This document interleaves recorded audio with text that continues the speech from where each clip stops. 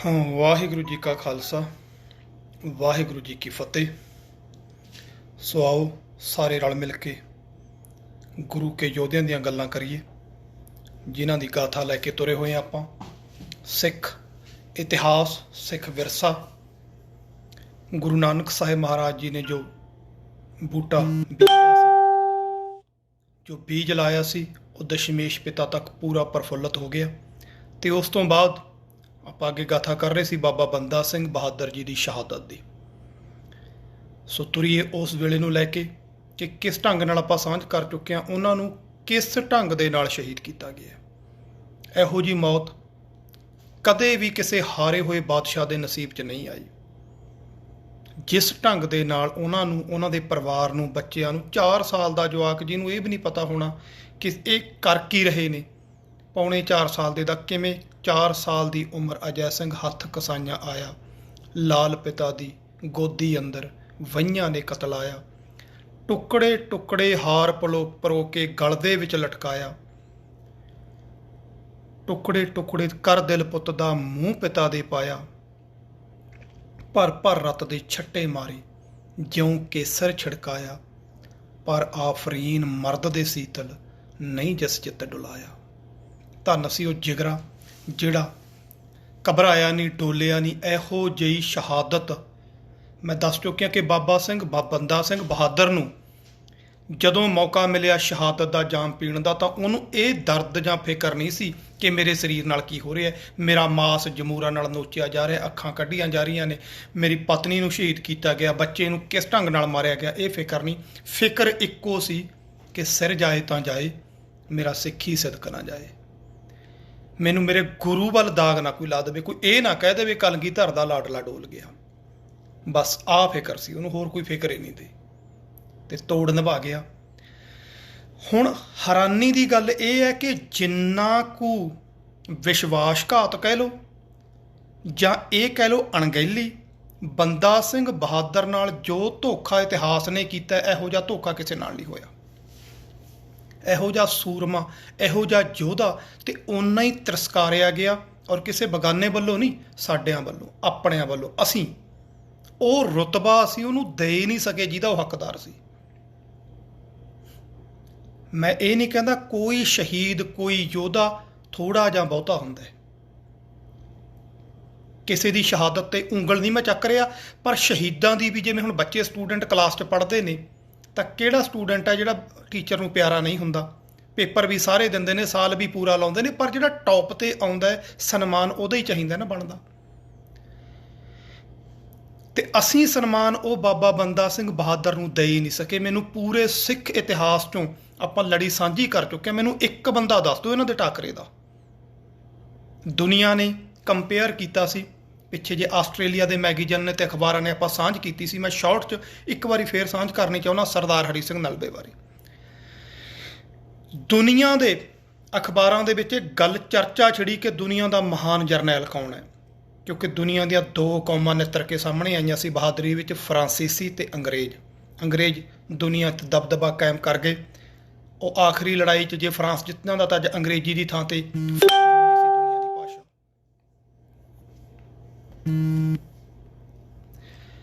ਤਾਂ ਉਦੋਂ ਚਰਚਾ ਚੱਲੀ ਕਿ ਦੁਨੀਆ ਦਾ ਸਭ ਤੋਂ ਚੋਟੀ ਦਾ ਤੇ ਮਹਾਨ ਜਰਨੈਲ ਕੌਣ ਹੈ। ਫਰਾਂਸੀਸੀਆਂ ਨੇ ਆਪਣੇ ਲਿਖੇ, ਅੰਗਰੇਜ਼ਾਂ ਨੇ ਆਪਣੇ ਲਿਖੇ, ਅਖਬਾਰਾਂ ਦੇ ਵਿੱਚ ਲੰਬੀ ਚਰਚਾ ਚੱਲੀ। ਕਦੇ ਹਲਾਕੂ ਖਾਨ, ਕਦੇ ਚੰਗੇਜ਼ ਖਾਨ, ਕਦੇ ਹਿਟਲਰ, ਕਦੇ ਨੈਪੋਲੀਅਨ, ਬੜੇ ਬੜੇ ਨਾਮ ਆਏ ਯੂਰਪ ਦੇ, ਏਸ਼ੀਆ ਦੇ, ਕਹਿੰਦੇ ਕਹਾਉਂਦੇ। ਤਾਂ ਜਿਹੜਾ ਸੰਪਾਦਕ ਸੀ ਉਹ ਜਦੋਂ ਸਾਰਿਆਂ ਦੀਆਂ ਗੱਲਾਂ ਸੁਣੀ ਗਿਆ, ਤਾਂ ਅਖੀਰ ਉਹਨੇ ਲਿਖਿਆ ਕਿ ਮੈਨੂੰ ਲੱਗਦਾ ਇਹਨਾਂ ਸਾਰਿਆਂ ਤੋਂ ਉੱਤੇ ਹਰੀ ਸਿੰਘ ਨਲੂਆ ਸੀ। ਇਹ ਮੈਂ ਸ਼ਾਰਟ 'ਚ ਹੁਣ ਇੱਥੇ ਹੀ ਖ਼ਤਮ ਕਰ ਰਿਹਾ। ਇਹ ਦੁਨੀਆ ਦੀ ਗੱਲ ਹੈ, ਦੁਨੀਆ ਦੇ ਜਰਨੈਲਾਂ ਦੀ ਗੱਲ ਹੈ, ਇੱਥੇ ਸਿੱਖਾਂ ਦੇ ਜਰਨੈਲਾਂ ਦੀ ਗੱਲ ਨਹੀਂ ਹੋਈ। ਹੁਣ ਜੇ ਆਪਾਂ ਗੱਲ ਕਰੀਏ, ਪਹਿਲੀ ਗੱਲ ਤਾਂ ਉੱਥੇ ਵੀ ਗੱਲ ਕਰਨ ਵਾਲਾ ਸਾਡਾ ਨਹੀਂ ਸੀ ਕੋਈ, ਉਹ ਵੀ ਇੱਕ ਬਗਾਨੇ ਨੇ ਕੀਤੀ ਹੈ, ਤੇ ਨਮਸਕਾਰ ਹੈ ਉਹਨੂੰ, ਫਤਿਹ ਹੈ ਗੁਰੂ ਦੀ, ਕਿ ਅਸੀਂ ਉਹਦਾ ਦਿਲੋਂ ਰਿਸਪੈਕਟ ਕਰੀਏ ਕਿ ਜਿਹਨੇ ਫੇਰ ਵੀ ਸਾਡਾ ਨਾਮ ਤਾਂ ਲਿਆ। ਸਾਡੀ ਤਾਂ ਐਡੀ ਸੋਚ ਆ, ਪਹੁੰਚੇ ਨਹੀਂ ਕਿ ਅਸੀਂ ਦੁਨੀਆ ਦੇ ਲੈਵਲ 'ਤੇ, ਕਿ ਯਾਰ ਆਪਦੇ ਲੈਵਲ 'ਤੇ ਨਹੀਂ ਅਸੀਂ ਪਹੁੰਚਾ ਸਕੇ। ਬੰਦਾ ਬਹਾਦਰ ਬਾਰੇ ਨਹੀਂ ਦੱਸ ਸਕੇ ਅਸੀਂ ਕਿ ਸਾਡਾ ਆਹ ਹੈ। ਹੁਣ ਹਰੀ ਸਿੰਘ ਨਲਵੇ ਦੇ ਸਾਹਮਣੇ ਨਾ ਕਦੇ ਬੰਦਾ ਸਿੰਘ ਬਹਾਦਰ ਨੂੰ ਖੜਾ ਕੇ ਦੇਖ ਲਿਓ, ਫੇਰ ਪਤਾ ਲੱਗੂ। ਬੰਦਾ ਬਹਾਦਰ ਆਪੇ ਹਰੀ ਸਿੰਘ ਨਲਵਾ ਹੈ, ਆਪੇ ਮਹਾਰਾਜਾ ਰਣਜੀਤ ਸਿੰਘ ਹੈ, ਆਪੇ ਭਾਈ ਮਨੀ ਸਿੰਘ ਹੈ, ਕਿਉਂਕਿ ਬੰਦ ਕੱਟੇ ਜਾ ਰਹੇ ਨੇ ਤੇ ਬੱਚਾ ਗੋਦੀ 'ਚ ਰੱਖਿਆ ਹੋਇਆ ਹੈ, ਪਤਨੀ ਨਾਲ ਖੜੀ ਹੈ, ਸਾਰੇ ਸ਼ਹੀਦ ਹੋ ਰਹੇ ਨੇ। ਕਦੇ ਕੀ ਕੁਛ ਉਹਨੇ ਕੀਤਾ, ਕਦੇ ਅੰਦਾਜ਼ਾ ਲਾ ਲਈਏ ਕਿਹੋ ਜੀ ਸਲਤਨਤ ਨਾਲ ਟੱਕਰ ਲਈ, ਤਬਾਹ ਕਰਕੇ ਰੱਖੀ ਉਹਨੇ, ਰੱਖਤੀ। ਦਸ਼ਮੇਸ਼ ਪਿਤਾ ਦਾ ਜੋ ਸੁਪਨਾ ਸੀ ਕਿ ਖਾਲਸੇ ਦਾ ਰਾਜ ਕਿਹੋ ਜਿਹਾ ਹੋਣਾ ਚਾਹੀਦਾ, ਬੇਗਮਪੁਰਾ, ਉਹਦੇ ਵਾਸੀ ਬਣਾਇਆ ਤੇ ਉਹਦੇ ਤੇ ਦੂਸ਼ਣ ਕੀ ਦੂਸ਼ਣ ਲਾਏ ਗਏ, ਇੰਨਾ ਕੁ ਬਦਨਾਮ ਕੀਤਾ ਉਹਨੂੰ। ਮੇਨ ਜਿਹੜੇ ਦੂਸ਼ਣ ਲੱਗੇ ਨੇ, ਜੋ ਇੱਕ ਇੱਕ ਕਰਕੇ ਉਹਨਾਂ ਦੀ ਸਾਂਝ ਕਰੀਏ ਥੋੜ੍ਹੀ ਥੋੜ੍ਹੀ। ਪਹਿਲਾ ਸਭ ਤੋਂ ਵੱਡਾ ਉਹਦੇ ਤੇ ਤੌਹਮਤ ਲਾਈ ਗਈ, ਜਾਂ ਕਹਿ ਲਓ ਚਲਾਕੀ ਨਾਲ ਉਹਨੂੰ ਵੈਰਾਗੀ ਸਿੱਧ ਕੀਤਾ ਗਿਆ। ਪਹਿਲਾਂ ਤਾਂ ਇਹ ਬੰਦਾ ਵੈਰਾਗੀ ਸੀ ਜੀ, ਉਹ ਸਾਧ ਸੀ ਤੇ ਇੱਕਦਮ ਸਾਧ ਆਇਆ ਤੇ ਹਿੰਦੁਸਤਾਨ ਦੇ ਨਕਸ਼ੇ ਉੱਤੇ ਛਾ ਗਿਆ। ਦਸ਼ਮੇਸ਼ ਪਿਤਾ ਪਹਿਲੇ ਗੁਰੂ ਸਾਹਿਬਾਨ 239 ਸਾਲਾਂ 'ਚ ਇੱਕ ਵੀ ਬੰਦਾ ਨਹੀਂ ਪੈਦਾ ਕੀਤਾ, ਇੱਕ ਬਰਾਗੀ ਮਿਲਿਆ ਉਹਨਾਂ ਨੂੰ, ਜਿਨ੍ਹਾਂ ਕੋਲੇ ਬੇਅੰਤ ਸਿਰਲੱਥ ਯੋਧੇ ਨੇ। ਭਾਈ ਡੱਲਾ ਜਿਹੜਾ ਮੌਤ ਮੁੱਲ ਲਈ ਖੜਾ ਹੈ, ਉਹਨੂੰ ਵੀ ਸਿੱਖਾਂ ਤੋਂ ਨਕਾਰਤਾ। ਮਹਾਰਾਜ ਕਹਿੰਦੇ ਨਾ ਡੱਲਿਆ, ਮੇਰੇ ਕੋਲ ਇਹੋ ਜਿਹੇ ਸਿੱਖ ਤੇ ਉਹਨਾਂ ਸਿੱਖਾਂ ਨੂੰ ਛੱਡ ਕੇ ਜਿਨ੍ਹਾਂ ਬਾਬਤ ਗੁਰੂ ਪਾਤਸ਼ਾਹ ਕਹਿ ਰਹੇ ਨੇ ਇਨ ਗਰੀਬ ਸਿੱਖਨ ਕੋ ਦੇਹੋਂ ਪਾਤਸ਼ਾਹੀ, ਜਾਂ ਜਿਨ੍ਹਾਂ ਬਾਰੇ ਗੁਰਦੇਵ ਪਾਤਸ਼ਾਹ ਇਹ ਕਹਿ ਰਹੇ ਨੇ ਇਨ ਪੁੱਤਰਨ ਕੇ ਸੀਸ ਪਰ ਵਾਰ ਦੀਏ ਸੁਤ ਚਾਰ, ਚਾਰ ਮੂਏ ਤੋ ਕਿਆ ਹੁਆ ਜੀਵਤ ਕਈ ਹਜ਼ਾਰ।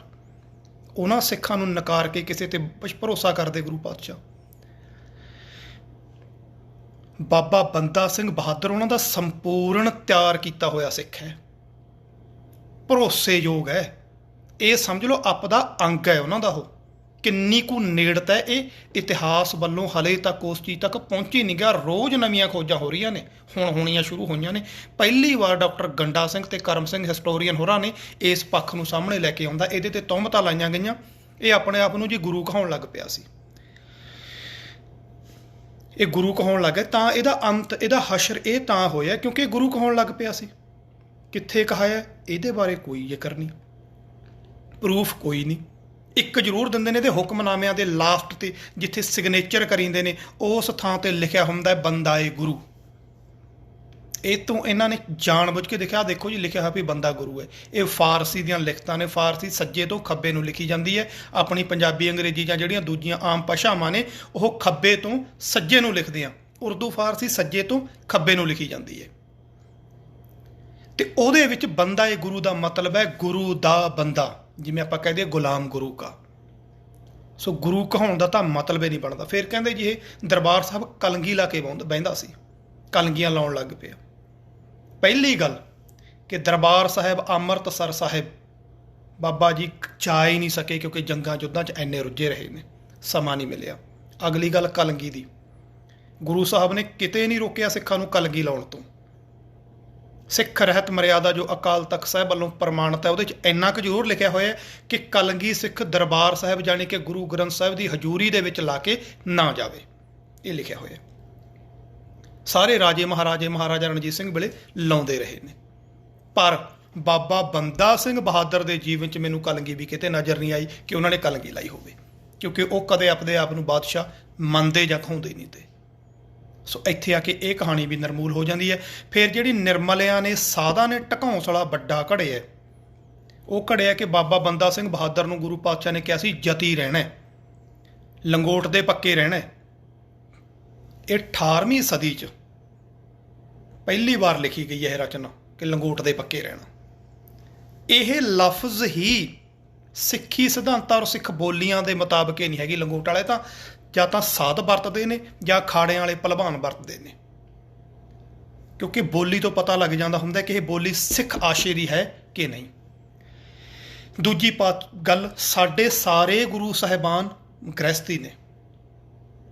ਭਾਈ ਗੁਰਦਾਸ ਜੀ ਲਿਖ ਰਹੇ ਨੇ ਸਕਲ ਧਰਮ ਮੈਂ ਗ੍ਰਹਿਸਤ ਪ੍ਰਧਾਨ ਹੈ। ਸਾਰੇ ਧਰਮਾਂ 'ਚੋਂ ਗ੍ਰਹਿਸਤ ਪ੍ਰਧਾਨ ਹੈ, ਭਾਵ ਵਿਆਹ, ਔਰਤ, ਈਮਾਨ।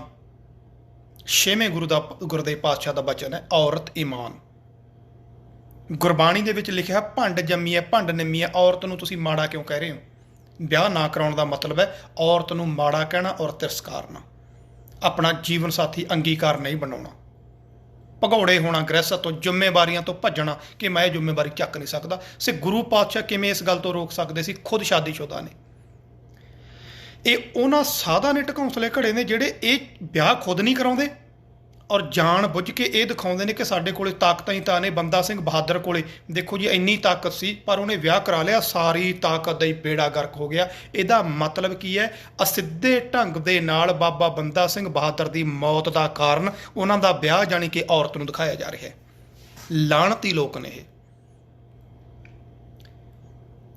ਇਹ ਛੁਰਲੀਆਂ ਇਹਨਾਂ ਨੇ ਛੱਡੀਆਂ ਕਿ ਬਾਬਾ ਜੀ ਨੂੰ ਬਦਨਾਮ ਤਾਂ ਜਿਹੜਾ ਕਰ ਰਹੇ ਨੇ ਨਾਲ ਔਰਤ ਨੂੰ ਬਦਨਾਮ ਕੀਤਾ ਜਾ ਰਿਹਾ ਹੈ। ਕੋਈ ਗੁਰੂ ਸਾਹਿਬਾਨ ਇਹੋ ਜਿਹੀ ਸਿੱਖਿਆ ਸਾਨੂੰ ਦੇ ਸਕਦਾ ਜਿਹੜੀ ਤੇ ਉਹ ਆਪ ਨਾ ਅਮਲ ਕੀਤਾ ਹੋਵੇ।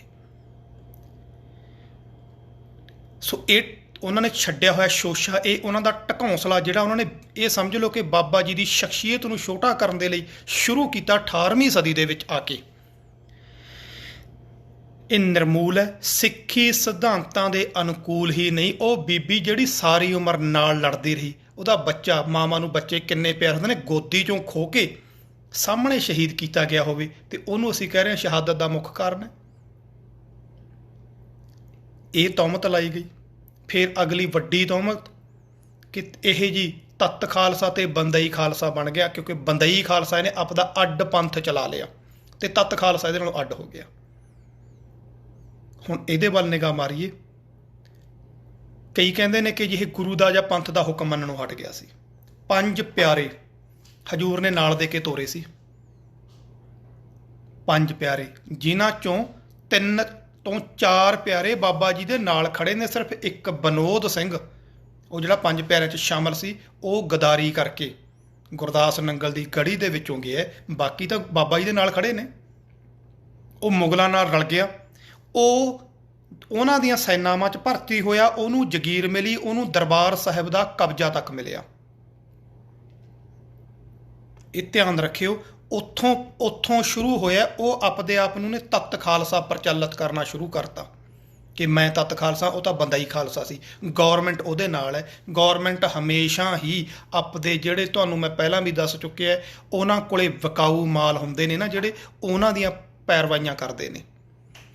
ਉਹ ਆਪਦੇ ਬਾਗੀਆਂ ਦੀਆਂ ਥੋੜ੍ਹੀਆਂ ਕਰਨਗੇ। ਜਿਹੜੇ ਹੱਥ ਖੜੇ ਕਰਕੇ ਆਉਂਦੇ ਨੇ ਕੁਰਸੀਆਂ ਤੇ, ਉਹੀ ਬਹਿੰਦੇ ਹੁੰਦੇ ਨੇ। ਜਦੋਂ ਦੇਸ਼ ਆਜ਼ਾਦ ਹੋਇਆ, ਜਿਹਨੂੰ ਅਖੌਤੀ ਆਜ਼ਾਦੀ ਕਹਿੰਦੇ ਆਪਾਂ ਹਿੰਦੁਸਤਾਨ ਦੀ, ਇਹਨੂੰ ਆਜ਼ਾਦ ਹੋਇਆ, ਕੁਰਬਾਨੀਆਂ ਦੇਣ ਵਾਲੇ ਕਿੱਥੇ ਸੀ? ਜੇਲ੍ਹਾਂ 'ਚ ਬੈਠਣ ਵਾਲੇ, ਸੜਨ ਵਾਲੇ, ਮਰਨ ਵਾਲੇ ਕਿੱਥੇ ਤੇ? ਅੱਜ ਵੀ ਸੜ ਰਹੇ ਨੇ, ਮਰ ਰਹੇ ਨੇ। ਤੇ ਰਾਜ ਕੌਣ ਕਰ ਰਿਹਾ? ਕਿਹਨਾਂ ਨੇ ਰਾਜ ਕੀਤਾ ਤੇ ਅੱਜ ਵੀ ਕਰ ਰਹੇ ਨੇ? ਜਿਹੜੇ ਉਹਨਾਂ ਦੀ ਯੂਨੀਵਰਸਿਟੀਆਂ 'ਚ ਪੜ੍ਹੇ, ਉਹਨਾਂ ਦੀ ਉਹ ਬੋਲੀ ਬੋਲਦੇ ਸੀ, ਉਹਨਾਂ ਦੀ ਆਫਿਸਾਂ 'ਚ ਕੰਮ ਕਰਦੇ ਸੀ, ਉਹਨਾਂ ਦੇ ਨਾਲ ਰਹਿੰਦੇ ਤੇ, ਹਰ ਵਕਤ ਉਹਨਾਂ ਕੋਲੇ ਰਹਿੰਦੇ ਤੇ, ਉਹਨਾਂ ਦੇ ਹਰ ਮਾੜੇ ਚੰਗੇ ਕੰਮ ਨੂੰ ਸਹੀ ਠਹਿਰਾਉਂਦੇ ਸੀ। ਰਾਜ ਉਹ ਕਰਦੇ ਤੇ, ਉਹਨਾਂ ਦੀ ਵਾਹਵਾ ਹੁੰਦੀ ਹੈ। ਤੇ ਇਹੀ ਤਰੀਕਾ ਬੰਦਾ ਸਿੰਘ ਬਹਾਦਰ ਵੇਲੇ ਇਹ ਤੱਤ ਖਾਲਸਾ, ਅਖੌਤੀ ਤੱਤ ਖਾਲਸਾ ਤੇ ਬਾਬਾ ਬੰਦਾ ਸਿੰਘ ਬਹਾਦਰ ਨੂੰ ਬਦਨਾਮ ਕਰਨ ਦਾ ਇਹਨਾਂ ਨੇ ਕੋਈ ਹੀਲਾ ਨਹੀਂ ਛੱਡਿਆ। ਪਰ ਸਵਾਦ ਤਾਂ ਉੱਥੇ ਆਉਂਦਾ ਨਾ ਜਦੋਂ ਦੇਖਦੇ ਹੋ ਜਿਨ੍ਹਾਂ ਨੂੰ ਤੁਸੀਂ ਕਹਿੰਦੇ ਹੋ ਤਾਂ ਬੰਦਈ ਨੇ। ਮੈਂ ਤੁਹਾਨੂੰ ਪਹਿਲਾਂ ਵੀ ਸਾਂਝ ਕਰ ਚੁੱਕਿਆ ਸੀ, ਬਾਬਾ ਬੰਦਾ ਸਿੰਘ ਬਹਾਦਰ ਤੇ ਸੈਮੀਨਾਰ ਹੋਇਆ ਸੀ ਪੰਜਾਬੀ ਯੂਨੀਵਰਸਿਟੀ ਦੇ ਵਿੱਚ। ਮੈਂ ਖੁਦ ਉੱਥੇ ਮੌਜੂਦ ਸੀ, ਜਿੱਥੇ ਅਖੌਤੀ ਬੰਦਾ ਸਿੰਘ ਬਹਾਦਰ ਦੇ ਕਹਿੰਦੇ ਅਸੀਂ ਵੰਸ਼ਜੂ ਹਾਂ, ਇਹਦੇ ਧੱਕੇ ਨਾਲ 2 ਵਿਆਹ ਬਣਾਤੇ ਬਾਬਾ ਬੰਦਾ ਸਿੰਘ ਬਹਾਦਰ ਦੇ। ਇੱਕ ਵਜ਼ੀਰਾਬਾਦ ਦੀ ਕਿਸੇ ਖੱਤਰੀ ਦੀ ਕੁੜੀ ਨਾਲ, ਜਿਹਨੂੰ ਸਾਹਿਬ ਕੌਰ ਦਾ ਸ਼ਾਇਦ ਨਾਮ ਦਿੱਤਾ ਜਾਂਦਾ, ਇੱਕ ਹੈਗਾ ਹੀ ਹੈ। ਇੱਕੋ ਬੇਟਾ, ਇੱਕੋ ਵਿਆਹ, ਦਿੱਲੀ 'ਚ ਸਭ ਨੂੰ ਪਤਾ ਹੈ ਸ਼ਹੀਦ ਹੋ ਗਿਆ। ਉਹ ਪਤਾ ਨਹੀਂ ਕਿੱਥੋਂ ਪੈਦਾ ਕਰ ਲਿਆ। ਉਹਦਾ ਨਾਮ ਰਣਜੀਤ ਸਿੰਘ ਕਿ ਦੂਜਾ ਬੇਟਾ ਹੈ ਜੀ। ਉਹਦਾ ਖਾਨਦਾਨ ਜੋ ਹੁਣ ਵੀ ਚੱਲ ਰਿਹਾ, ਉੱਥੇ ਜਗੀਰ ਵਗੈਰਾ ਉਹਨਾਂ ਨੂੰ ਮਿਲੀ ਹੋਈ ਹੈ, ਚੰਗਾ ਡੇਰਾ ਹੈ ਉਹਨਾਂ ਦਾ। ਉਹ ਪੰਜਾਬੀ ਯੂਨੀਵਰਸਿਟੀ 'ਚ ਆਏ ਹੋਏ ਸੀ। ਉੱਥੇ ਡਾਕਟਰ ਸੁਖਦਿਆਲ ਸਿੰਘ ਵਰਗੇ, ਹਿੰਮਤ ਸਿੰਘ ਵਰਗੇ ਕਾਫੀ ਵਿਦਵਾਨ ਬੈਠੇ ਸੀ ਉੱਥੇ, ਤੇ ਮੈਨੂੰ ਵੀ ਮੌਕਾ ਮਿਲਿਆ। ਚਲੋ ਮੈਂ ਤਾਂ ਬੈਠਣ ਵਾਲਿਆਂ 'ਚ ਸੀ। ਉੱਥੇ ਉਹਨਾਂ ਦੀਆਂ ਜੋ ਗੱਲਾਂ ਸੁਣੀਆਂ, ਹਾਸੋਹੀਣਾ ਤਰਕ ਉਹਨਾਂ ਨੇ ਦੇਖੋ ਦਿੱਤਾ ਕੀ ਹੈ ਕਿ ਬਾਬਾ ਬੰਦਾ ਸਿੰਘ ਬਹਾਦਰ ਦੇ ਕਿਉਂਕਿ ਜੀ 2 ਵਿਆਹ ਤੇ, ਪਹਿਲੇ ਵਿਆਹ ਦੇ ਵਿੱਚੋਂ ਕਹਿੰਦੇ ਕੋਈ ਸੰਤਾਨ ਨਹੀਂ ਤੀ। ਹੁਣ ਪਹਿਲੀ ਉਹ ਝੂਠ ਉਹਨਾਂ ਦਾ ਇੱਥੇ ਜਾਗਰ ਹੋ ਗਿਆ। ਸੰਤਾਨ ਕਿਉਂ ਨਹੀਂ ਤੀ? ਦਿੱਲੀ 'ਚ ਕੀ ਸ਼ਹੀਦ ਹੋਇਆ? ਉਹ ਸੰਤਾਨ ਨਹੀਂ ਸੀ। ਜੋ ਉਹਨਾਂ ਨੇ ਕਹਾਣੀ ਸੁਣਾਈ, ਮੇਰੀ ਖੁਦ ਦੀ ਸੁਣੀ ਹੋਈ ਹੈ ਔਰ ਮੈਂ ਵੀ ਉਹਨਾਂ ਦੀਆਂ ਕਿਤਾਬਾਂ 'ਚ ਵੀ ਲਿਖੀ ਹੋਈ ਹੈ ਇਹ। ਉਹ ਕਹਿ ਰਹੇ ਨੇ ਵੀ ਪਹਿਲੇ ਵਿਆਹ ਤੋਂ ਸੰਤਾਨ ਨਹੀਂ ਹੋਈ ਤਾਂ ਕਰਕੇ ਦੂਜਾ ਵਿਆਹ ਕਰਾਉਣਾ ਪਿਆ, ਤੇ ਹੁਣ ਤੱਕ ਇਹ ਪਰੰਪਰਾ ਬਦਸਤੂਰ ਜਾਰੀ ਹੈ ਕਹਿੰਦੇ ਸਾਡੇ। ਹੁਣ ਵੀ ਕਹਿੰਦੇ ਜਿਹੜਾ ਵੀ ਬਾਬਾ ਬੰਦਾ ਸਿੰਘ ਬਹਾਦਰ ਦੀ ਉਸ ਗੱਦੀ ਤੇ ਬਹਿੰਦਾ, ਕਿਉਂਕਿ ਉਹਦਾ ਹੀ ਵੰਸ਼ ਬਹਿੰਦਾ, ਉਹਦੀ ਔਲਾਦ ਬਹਿੰਦੀ ਹੈ, ਉਹਦੇ ਬੱਚਾ ਓਨਾ ਚਿਰ ਨਹੀਂ ਹੁੰਦਾ ਜਿੰਨਾ ਚਿਰ ਉਹ ਦੂਜਾ ਵਿਆਹ ਨਾ ਕਰਾਵੇ। ਪਹਿਲੇ ਵਿਆਹ 'ਚੋਂ ਬੱਚਾ ਨਹੀਂ ਹੁੰਦਾ, ਦੂਜੇ 'ਚੋਂ ਹੁੰਦਾ। ਕਹਿੰਦੇ ਜਿਹੜੇ ਹੁਣ ਗੱਦੀ ਤੇ ਨੇ, ਨਾਮ ਦੱਸਿਆ ਸੀ ਮੈਂ ਭੁੱਲ ਗਿਆ, ਉਹ ਕਹਿੰਦੇ ਦੇਖੋ, ਕਹਿੰਦੇ ਵੀ ਨਹੀਂ ਮੈਂ ਦੂਜਾ ਵਿਆਹ ਨਹੀਂ ਕਰਾਉਣਾ। ਕਹਿੰਦੇ 18 ਸਾਲ ਜਾਂ 20 ਸਾਲ ਵਿਆਹ ਨਹੀਂ ਕਰਾਇਆ ਉਹਨਾਂ ਨੇ, ਵੀ ਜੋ ਹੋਊਗਾ ਇਸੇ ਬੱਚੇ 'ਚ ਵਿਆਹ 'ਚੋਂ ਹੋਊਗਾ। ਨਹੀਂ ਹੋਇਆ। 18-20 ਸਾਲ ਬਾਅਦ ਜਦੋਂ ਦੂਜਾ ਵਿਆਹ ਕਰਾਇਆ, ਨਾਲ ਦੀ ਨਾਲ ਬੱਚਾ ਹੋ ਗਿਆ ਜੀ। ਕੀ ਇਹਦਾ ਕੋਈ ਤੁਸੀਂ ਗੁਰਮਤ ਅਨੁਸਾਰ ਜਾਂ ਵਿਗਿਆਨ ਦੇ ਅਨੁਸਾਰ ਕੋਈ ਮਤਲਬ ਨਿਕਲਦਾ ਇਸ ਕਹਾਣੀ ਦਾ? ਜਿਹੜੀਆਂ ਜੋੜ ਕੇ ਉਹਨਾਂ ਨੇ ਆਪਦੇ ਆਪ ਨੂੰ ਬੰਦਾ ਬਹਾਦਰ ਦਾ ਵੰਸ਼ ਦੱਸ ਕੇ ਚੰਗਾ ਹਲਵਾ ਮੰਡਾ ਬਣਾ ਰਹੇ ਨੇ। ਫਿਰ ਬਾਬਾ ਬੰਦਾ ਸਿੰਘ ਬਹਾਦਰ ਦੀ ਵੰਸ਼ ਹੋਵੇ, ਬਾਬਾ ਜੀ ਤੋਂ ਬਾਅਦ ਮਿਸਲਾਂ ਦਾ ਦੌਰ ਚੱਲੇ, ਮਹਾਰਾਜਾ ਰਣਜੀਤ ਸਿੰਘ ਦਾ ਦੌਰ ਚੱਲੇ, ਅੰਗਰੇਜ਼ਾਂ ਨਾਲ ਟੱਕਰਾਂ ਹੋਣ, ਕੀ ਕੁਛ ਹੋਵੇ, ਕਿਤੇ ਨਹੀਂ ਦਿਖਿਆ ਉਹ ਵੰਸ਼ ਸਾਨੂੰ ਤਾਂ। ਵੰਸ਼ ਕੌਣ ਹੈ? ਗੁਰੂ ਪਾਤਸ਼ਾਹ ਦਾ, ਜਿਹੜਾ ਉਹਦੇ ਰਾਹ 'ਤੇ ਚੱਲਦਾ। ਜੇ ਹੈਗਾ ਵੀ ਹੈ ਨਾ ਕੋਈ, ਮੰਨ ਲਓ ਜਿਹੜੇ ਕਹਿੰਦੇ ਨੇ ਅਸੀਂ ਜੀ ਗੁਰੂ ਪਾਤਸ਼ਾਹ ਦੇ ਸੋਢੀ ਹਾਂ ਜੀ, ਅਸੀਂ ਬੇਦੀ ਹਾਂ ਜੀ, ਅਸੀਂ ਸ਼੍ਰੀ ਚੰਦੀ ਹਾਂ ਜੀ, ਫਲਾਣੇ ਹਾਂ, ਉਹੀ ਹੈ ਗੁਰੂ ਦਾ, ਜਿਹੜਾ ਗੁਰੂ ਦੇ ਰਾਹ 'ਤੇ ਚੱਲ ਰਿਹਾ। ਜਿਵੇਂ ਤੁਸੀਂ ਬੈਠੇ ਹੋ, ਅਸੀਂ ਬੈਠੇ ਹਾਂ, ਜਦੋਂ ਗੁਰੂ ਦੀ ਗੱਲ ਕਰਦੇ ਹਾਂ, ਗੁਰੂ ਦੇ ਸਿਧਾਂਤ 'ਤੇ ਚੱਲਦੇ ਹਾਂ, ਅਸੀਂ ਵੰਸ਼ ਹਾਂ। ਜਿੱਦਣ ਅਸੀਂ ਗੱਲ ਨਹੀਂ ਕਰ ਰਹੇ, ਟੁੱਟ ਗਏ, ਤਾਂ ਅਸੀਂ ਕੀ ਲੱਗਦੇ ਹਾਂ ਉਹਦੇ? ਬਲੱਡ ਰਿਲੇਸ਼ਨ ਦਾ ਕੋਈ ਮੀਨਿੰਗ ਨਹੀਂ ਕੌਮ 'ਚ ਬਣਦਾ ਸਾਡੀ 'ਚ। ਹਰੀ ਸਿੰਘ ਨਲਵੇ ਦੀ ਖਾਨਦਾਨ 'ਚੋਂ ਕੁੜੀ ਜਿਉਂਦੀ ਹੈ। ਇੱਕ ਦਿਨ TV 'ਤੇ ਉਹਦੀ ਇੰਟਰਵਿਊ ਦੇਖੀ ਸੀ, ਉਹਨੂੰ ਦੇਖ ਕੇ ਨਹੀਂ ਕੋਈ ਕਹਿ ਸਕਦਾ ਵੀ ਤੂੰ ਹਰੀ ਸਿੰਘ ਨਲਵੇ ਦੇ ਖਾਨਦਾਨ 'ਚੋਂ ਹੈ। ਤੇ ਉਹ ਕਹਿ ਰਹੀ ਹੈ ਜੀ ਮੈਂ ਉਹ ਨਲਵੇ ਦੇ ਖਾਨਦਾਨ 'ਚੋਂ ਹਾਂ। ਸੋ ਆਪਾਂ ਦੇਖਣਾ ਹੁੰਦਾ ਕੰਮ। ਮੈਂ ਤੁਹਾਨੂੰ ਪਹਿਲਾਂ ਦੱਸ ਚੁੱਕਿਆ, ਦੀਵਾਨ ਟੋਡਰ ਮੱਲ ਦਾ ਸਤਿਕਾਰ ਆਪਾਂ ਅੱਜ ਤੱਕ ਕਰਦੇ ਹਾਂ, ਪਰ ਉਹਦਾ ਮੁੰਡਾ ਲੜਦਾ ਹੋਇਆ ਬੰਦਾ ਸਿੰਘ ਬਹਾਦਰ ਨਾਲ ਸ਼ਹੀਦ ਹੋਇਆ। ਤੁਸੀਂ ਕਿਸ ਢੰਗ ਨਾਲ ਕਹਿ ਦੋਗੇ ਅਸੀਂ ਦੀਵਾਨ ਟੋਡਰ ਮੱਲ ਦੇ ਖਾਨਦਾਨ ਦੀ ਰਿਸਪੈਕਟ ਕਰਾਂਗੇ? ਅਗਲੀ ਉਹ ਜਨਰੇਸ਼ਨ ਉਹਦੀ ਸਾਡੇ ਖਿਲਾਫ ਤੇਗ ਲੈ ਕੇ ਆ ਰਹੀ ਹੈ। ਇਹਦਾ ਮਤਲਬ ਰਿਸਪੈਕਟ ਆਪਦੀ ਥਾਂ 'ਤੇ ਉਹ ਕਰਾਂਗੇ, ਅਸੀਂ ਹੁਣ ਵੀ ਕਰਦੇ ਹਾਂ, ਪਰ ਇਹਦਾ ਮਤਲਬ ਇਹ ਨਹੀਂ ਕਿ ਉਹ ਉਸੇ ਲੈਵਲ ਦੇ ਤੁਰੇ ਆ ਰਹੇ ਨੇ। ਸੋ ਇਹ ਆਪਾਂ ਅੱਗੇ ਜਾ ਕੇ ਵਿਚਾਰ ਕਰਦੇ ਹਾਂ। ਬਾਬਾ ਬੰਦਾ ਸਿੰਘ ਬਹਾਦਰ ਤੇ ਇਹ ਤੌਮਤ ਲਾਈ ਗਈ ਤੇ 2 ਵਿਆਹ ਦਿਖਾ ਕੇ ਉਹਨਾਂ ਨੂੰ ਇੱਥੇ ਵੀ ਬਦਨਾਮ ਕੀਤਾ ਗਿਆ। ਜਿੰਨੀ ਵਾਹ ਲੱਗੀ ਸਾਡੇ ਇਤਿਹਾਸਕਾਰਾਂ ਨੇ, ਪਹਿਲਾਂ ਤਾਂ ਸਾਡੇ ਜਿਹੜੇ ਦੁਸ਼ਮਣ ਇਤਿਹਾਸਕਾਰ ਨੇ, ਜਿਨ੍ਹਾਂ ਨਾਲ ਸਾਡਾ ਟਾਕਰਾ ਚੱਲ ਰਿਹਾ ਸੀ, ਉਹਨਾਂ ਨੇ ਤਾਂ ਰਾਖਸ਼ ਤੱਕ ਲਿਖਿਆ। ਉਹਨਾਂ ਦਾ ਬਣਦਾ ਵੀ ਹੈ, ਲਿਖਣਾ ਬਣਦਾ ਹੈ। ਜਿਨ੍ਹਾਂ ਦੀ 700 ਸਾਲ ਦੀ ਸਲਤਨਤ ਨੂੰ ਕੱਖਾਂ ਕਾਨਿਆਂ ਵਾਂਗੂ ਉਡਾ ਕੇ ਰੱਖਤਾ, ਲੋਕਾਂ ਨੂੰ ਦਿਖਾਤਾ, ਗਰੀਬਾਂ ਨੂੰ ਤਾਹਾਂ ਚੱਕਤਾ, ਜਿਹੜੇ ਰੁਲਦੇ ਫਿਰਦੇ ਸੀ ਥਾਂ ਥਾਂ 'ਤੇ ਉਹ ਮਾਲਕ ਬਣਾਤੇ, ਚੌਧਰੀਆਂ ਦੇ ਸੰਗਲ ਲਾਤੇ ਗਲਾਂ 'ਚੋਂ ਵੀ ਤੁਸੀਂ ਗੁਲਾਮ ਨਹੀਂ ਇਹਨਾਂ ਦੇ। ਚੌਧਰੀ ਥੱਲੇ ਤੇ ਹੇਠਲਾ ਉੱਤੇ ਵਾਲੀ ਗੱਲ ਕਰਤੀ, ਜਿਹਨੂੰ ਕਹਿੰਦੇ ਨੇ ਉਲਟੀ ਗੰਗਾ ਵਹਾਉਣੀ, ਆਹ ਹੁੰਦੀ ਹੈ। ਹੋਰ ਇਹ ਨਹੀਂ ਕਿ ਪਾਣੀ ਦਾ ਵਹਿਣ, ਪਾਣੀ ਦੇ ਦਰਿਆਵਾਂ ਦੇ ਵਹਿਣ ਮੋੜਨੇ, ਇਹਨੂੰ ਕਹਿੰਦੇ ਨੇ ਵਹਿਣ ਮੋੜਨੇ। ਜਿੱਥੇ ਕਿਰਤੀ ਕਾਮੇ ਮਜ਼ਦੂਰ ਮਾਲਕ ਬਣ ਗਏ ਤੇ ਮਾਲਕ ਉਹਨਾਂ ਦੇ ਸਾਹਮਣੇ ਹੱਥ ਬੰਨ੍ਹ ਕੇ ਖੜੇ ਸੀ, ਹੁਕਮ ਕਰੋ ਜੀ। ਇਹ ਉਲਟੀ ਗੰਗਾ ਜਿਹਨੇ ਬਹਾ ਦਿੱਤੀ, ਵਾਕਈ ਉਹਨੂੰ ਤਾਂ ਰਾਖਸ਼ ਲਿਖਣਗੇ ਨਾ ਅਗਲੇ, ਉਹਨਾਂ ਦਾ ਤਾਂ ਬਣਦਾ ਲਿਖਣਾ। ਲਾਹਨਤ ਤਾਂ ਸਾਡੇ ਤੇ ਨਾ, ਜਿਨ੍ਹਾਂ ਨੂੰ ਤਾਹਾਂ ਚੱਕਿਆ ਤੇ ਅਸੀਂ ਉਹਨੂੰ ਕਹਿ ਰਹੇ ਹਾਂ ਕਿ ਤੂੰ ਮਾੜਾ। ਤੇ ਇਹ ਤਾਂ ਜੀ ਗੁਰੂ ਤੋਂ ਬੇਮੁਖ ਹੋ ਗਿਆ ਸੀ। ਜਦੋਂ ਫਰਕਸ਼ੀਅਰ ਉਹਨੂੰ ਪੁੱਛ ਰਿਹਾ ਕਿ ਹਲੇ ਵੀ ਸੋਚ ਲੈ, ਤੈਨੂੰ ਜਗੀਰਾਂ ਦੇ ਦੂੰ, ਤਾਂ ਉਹਨੂੰ ਕਹਿ ਰਿਹਾ ਮੌਤ ਨਹੀਂ ਟਲਣੀ ਬਾਦਸ਼ਾਹ ਕਿਸੇ ਪੱਜ ਬਹਾਨੇ, ਜਿੱਤੇ ਸੋਈ ਜਾਣੀਏ ਹੱਸ ਬੰਨ ਨਿਸ਼ਾਨੇ। ਓਏ ਲਾਲਚ ਤੇ ਨਹੀਂ ਡੋਲਦੇ ਕਦੇ ਦੇਸ਼ ਦੀਵਾਨੇ, ਮੱਖੀਆਂ ਡਿੱਗਣ ਝੂਠ ਤੇ ਸੜਦੇ ਪਰਵਾਨੇ, ਖਾਰੇ ਚੜ੍ਹਦੇ ਅਜ਼ਲ ਦੇ ਜੋਧੇ ਮਰਦਾਨੇ, ਲਾਲਚ ਤੇ ਨਹੀਂ ਡੋਲਦੇ ਕਦੇ ਸ਼ੇਰ ਦੀਵਾਨੇ। ਇਹ ਵਚਨ ਕਹਿਣ ਵਾਲਾ, ਲਲਕਾਰਨ ਵਾਲਾ, ਉਹਨੂੰ ਅਸੀਂ ਕਹਿ ਰਹੇ ਹਾਂ ਤਾਂ ਬੰਦਾ ਹੀ ਸੀ ਜੀ। ਮੈਂ ਤਾਂ ਇਸ ਗੱਲ ਤੋਂ ਹੈਰਾਨ ਆ ਕਿ ਸਾਰੇ ਇਤਿਹਾਸਕਾਰਾਂ ਨੇ ਇਸ ਪਾਸੇ ਕਲਮ ਹੀ ਨਹੀਂ ਚੁੱਕੀ ਕਿ ਬਾਬਾ ਬੰਦਾ ਸਿੰਘ ਬਹਾਦਰ ਨੇ ਕਰਿਆ ਕੀ, ਜਾਂ ਇਹ ਕਹਿ ਲਓ ਕਿ ਛੱਡਿਆ ਕੀ ਉਹਨੇ ਕਰੇ ਬਿਨਾਂ। ਸਲਤਨਤ ਦੀਆਂ ਧੱਜੀਆਂ ਉਡਾ ਕੇ ਰੱਖ ਦੇਣੀਆਂ, ਜਿਸ ਸਲਤਨਤ ਨੂੰ ਲੋਕਾਂ ਦੇ ਅੰਦਰ ਇਹ ਗੱਲ ਘਰ ਕਰ ਚੁੱਕੀ ਸੀ ਕਿ ਇਹਨਾਂ ਨੂੰ ਖੁਦਾ ਨੇ ਸਿਰਫ ਰਾਜ ਕਰਨ ਵਾਲੇ ਔਲਾਦ ਰਾਜ ਕਰਨ ਲਈ ਖੁਦਾ ਨੇ ਭੇਜਿਆ, ਇਹਨਾਂ ਨੂੰ ਕੋਈ ਹਰਾ ਨਹੀਂ ਸਕਦਾ। ਇਹ ਭਰਮ ਤੋੜਤਾ, ਇਹ ਭਰਮ, ਇਹ ਦਿਮਾਗ 'ਚੋਂ ਕੱਢਤਾ ਉਹਨਾਂ ਦੇ ਵੀ ਇਹ ਰਾਜ ਰੂਜ ਕਰਨ ਨਹੀਂ ਭੇਜੇ। ਉੱਠੋ ਤਾਂ ਸਹੀ, ਕੱਖਾਂ ਕਾਨਿਆਂ ਵਾਂਗੂ ਉਡਾ ਦਾਂਗੇ ਇਹਨਾਂ ਨੂੰ, ਹਿੰਮਤ ਤਾਂ ਕਰੋ। ਸੋ ਇਸ ਢੰਗ ਦੇ ਨਾਲ ਉਹਨੇ ਲੋਕਾਂ ਨੂੰ ਦਿਖਾਇਆ। ਇਹ ਸਾਰੇ ਜਿਹੜੇ ਢਕੌਂਸਲੇ ਉਹਦੇ ਨਾਮ ਨਾਲ ਜੋੜ ਕੇ ਝੂਠੀਆਂ ਕਹਾਣੀਆਂ ਉਹਨੂੰ ਬਦਨਾਮ ਕੀਤਾ, ਸਾਡੇ ਦਿਲਾਂ 'ਚੋਂ ਮਨਫੀ ਕੀਤਾ ਕਿ ਇਹਨਾਂ ਦੇ ਅੰਦਰੋਂ ਇਸ ਕਰੈਕਟਰ ਨੂੰ ਕੱਢ ਦਿਓ। ਜੇ ਇਹ ਕਰੈਕਟਰ ਇਹਨਾਂ ਦੇ ਅੰਦਰ ਰਹਿ ਗਿਆ ਨਾ ਤਾਂ ਇਹਨਾਂ ਦਾ ਰਾਜ ਭਾਗ ਦੂਰ ਨਹੀਂ, ਇਹ ਦੁਬਾਰੇ ਲੈਣਗੇ।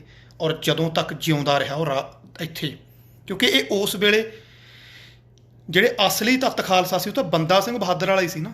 ਜਦੋਂ ਉਹਨਾਂ ਨੇ ਲੈਕਚਰ ਕੀਤੇ ਆਪਣਾ ਯੂਨੀਵਰਸਿਟੀ ਦੇ ਵਿੱਚ, ਇੱਕ ਬੀਬੀ PhD ਕਰ ਰਹੀ ਸੀ ਬੁੱਢਾ ਦਲ 'ਤੇ, ਕਿਉਂਕਿ ਬੁੱਢਾ ਦਲ ਵਾਲਿਆਂ ਦਾ ਵੀ ਵਫਦ ਆਇਆ ਹੋਇਆ ਸੀ ਉੱਥੇ, ਕਿਉਂਕਿ ਇਹ ਆਪਣੇ ਆਪ ਨੂੰ ਮਿਕਸ ਮੰਨਦੇ ਨੇ।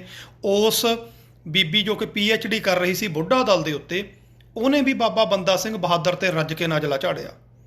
ਕਹਿੰਦੀ ਵੀ ਬਹੁਤ ਗੁਨਾਹ ਕੀਤੇ ਸੀ ਉਹਨੇ ਗਲਤੀਆਂ ਕੀਤੀਆਂ ਸੀ, ਮੇਰੇ ਤੋਂ ਰਿਹਾ ਨਹੀਂ ਗਿਆ। ਮੈਂ ਹੱਥ ਖੜਾ ਕਰਤਾ ਜੀ, ਮੈਂ ਕਿਹਾ ਜੀ ਕੀ ਗਲਤੀਆਂ ਕੀਤੀਆਂ ਸੀ ਉਹਨਾਂ ਨੇ, ਬਾਬਾ ਬੰਦਾ ਸਿੰਘ ਬਹਾਦਰ ਨੇ? ਕਹਿੰਦੀ ਖੁਦ ਮੰਨੇ, ਲਿਖਤਾਂ ਪਈਆਂ ਨੇ। ਜਦੋਂ ਉਹਨੂੰ ਪੁੱਛਿਆ ਗਿਆ, ਕਿਉਂਕਿ ਇਹ ਲਿਖਤ ਮਿਲਦੀ ਹੈ, ਜਦੋਂ ਉਹਨੂੰ ਪੁੱਛਿਆ ਗਿਆ ਕਿ ਤੇਰਾ ਆਹ ਹਾਲਤ, ਤੇਰਾ ਇਹ ਹਾਸ਼ਰ ਹੋ ਰਿਹਾ, ਇਹ ਕਿਹਦਾ ਕਸੂਰ ਮੰਨਦਾ ਹੁਣ ਤੂੰ? ਉਹ ਕਹਿੰਦਾ ਮੇਰੇ ਕੋਲੋਂ ਗਲਤੀਆਂ ਹੋਈਆਂ ਹੋਣਗੀਆਂ, ਉਹਦੀ ਸਜ਼ਾ ਹੈ। ਕਹਿੰਦੀਆਂ ਮੰਨਿਆ ਨਹੀਂ ਉਹ। ਮੈਂ ਕਿਹਾ ਜੀ ਇਸ ਚੀਜ਼ ਨੂੰ ਤੁਸੀਂ ਡਿੱਟੋ ਮੰਨਦੇ ਹੋ? ਕਹਿੰਦੀ ਹੋਰ ਕੀ ਮੰਨੀ ਹੈ? ਮਹਾਂ ਗੁਰੂ ਨਾਨਕ ਸਾਹਿਬ ਨੇ ਲਿਖਿਆ, ਮੈਂ ਮੂਰਖ ਕੀ ਕੇਤਕ ਬਾਤ ਹੈ। ਗੁਰੂ ਨਾਨਕ ਸਾਹਿਬ ਲਿਖਦੇ ਨੇ ਗੁਰਬਾਣੀ ਦੇ ਅੰਦਰ, ਨਾਨਕ ਨੀਚ ਕਹਿ ਵਿਚਾਰ। ਮੈਂ ਕਿਹਾ ਇਹਦਾ ਮੀਨਿੰਗ ਕੀ ਕੱਢੋਗੇ?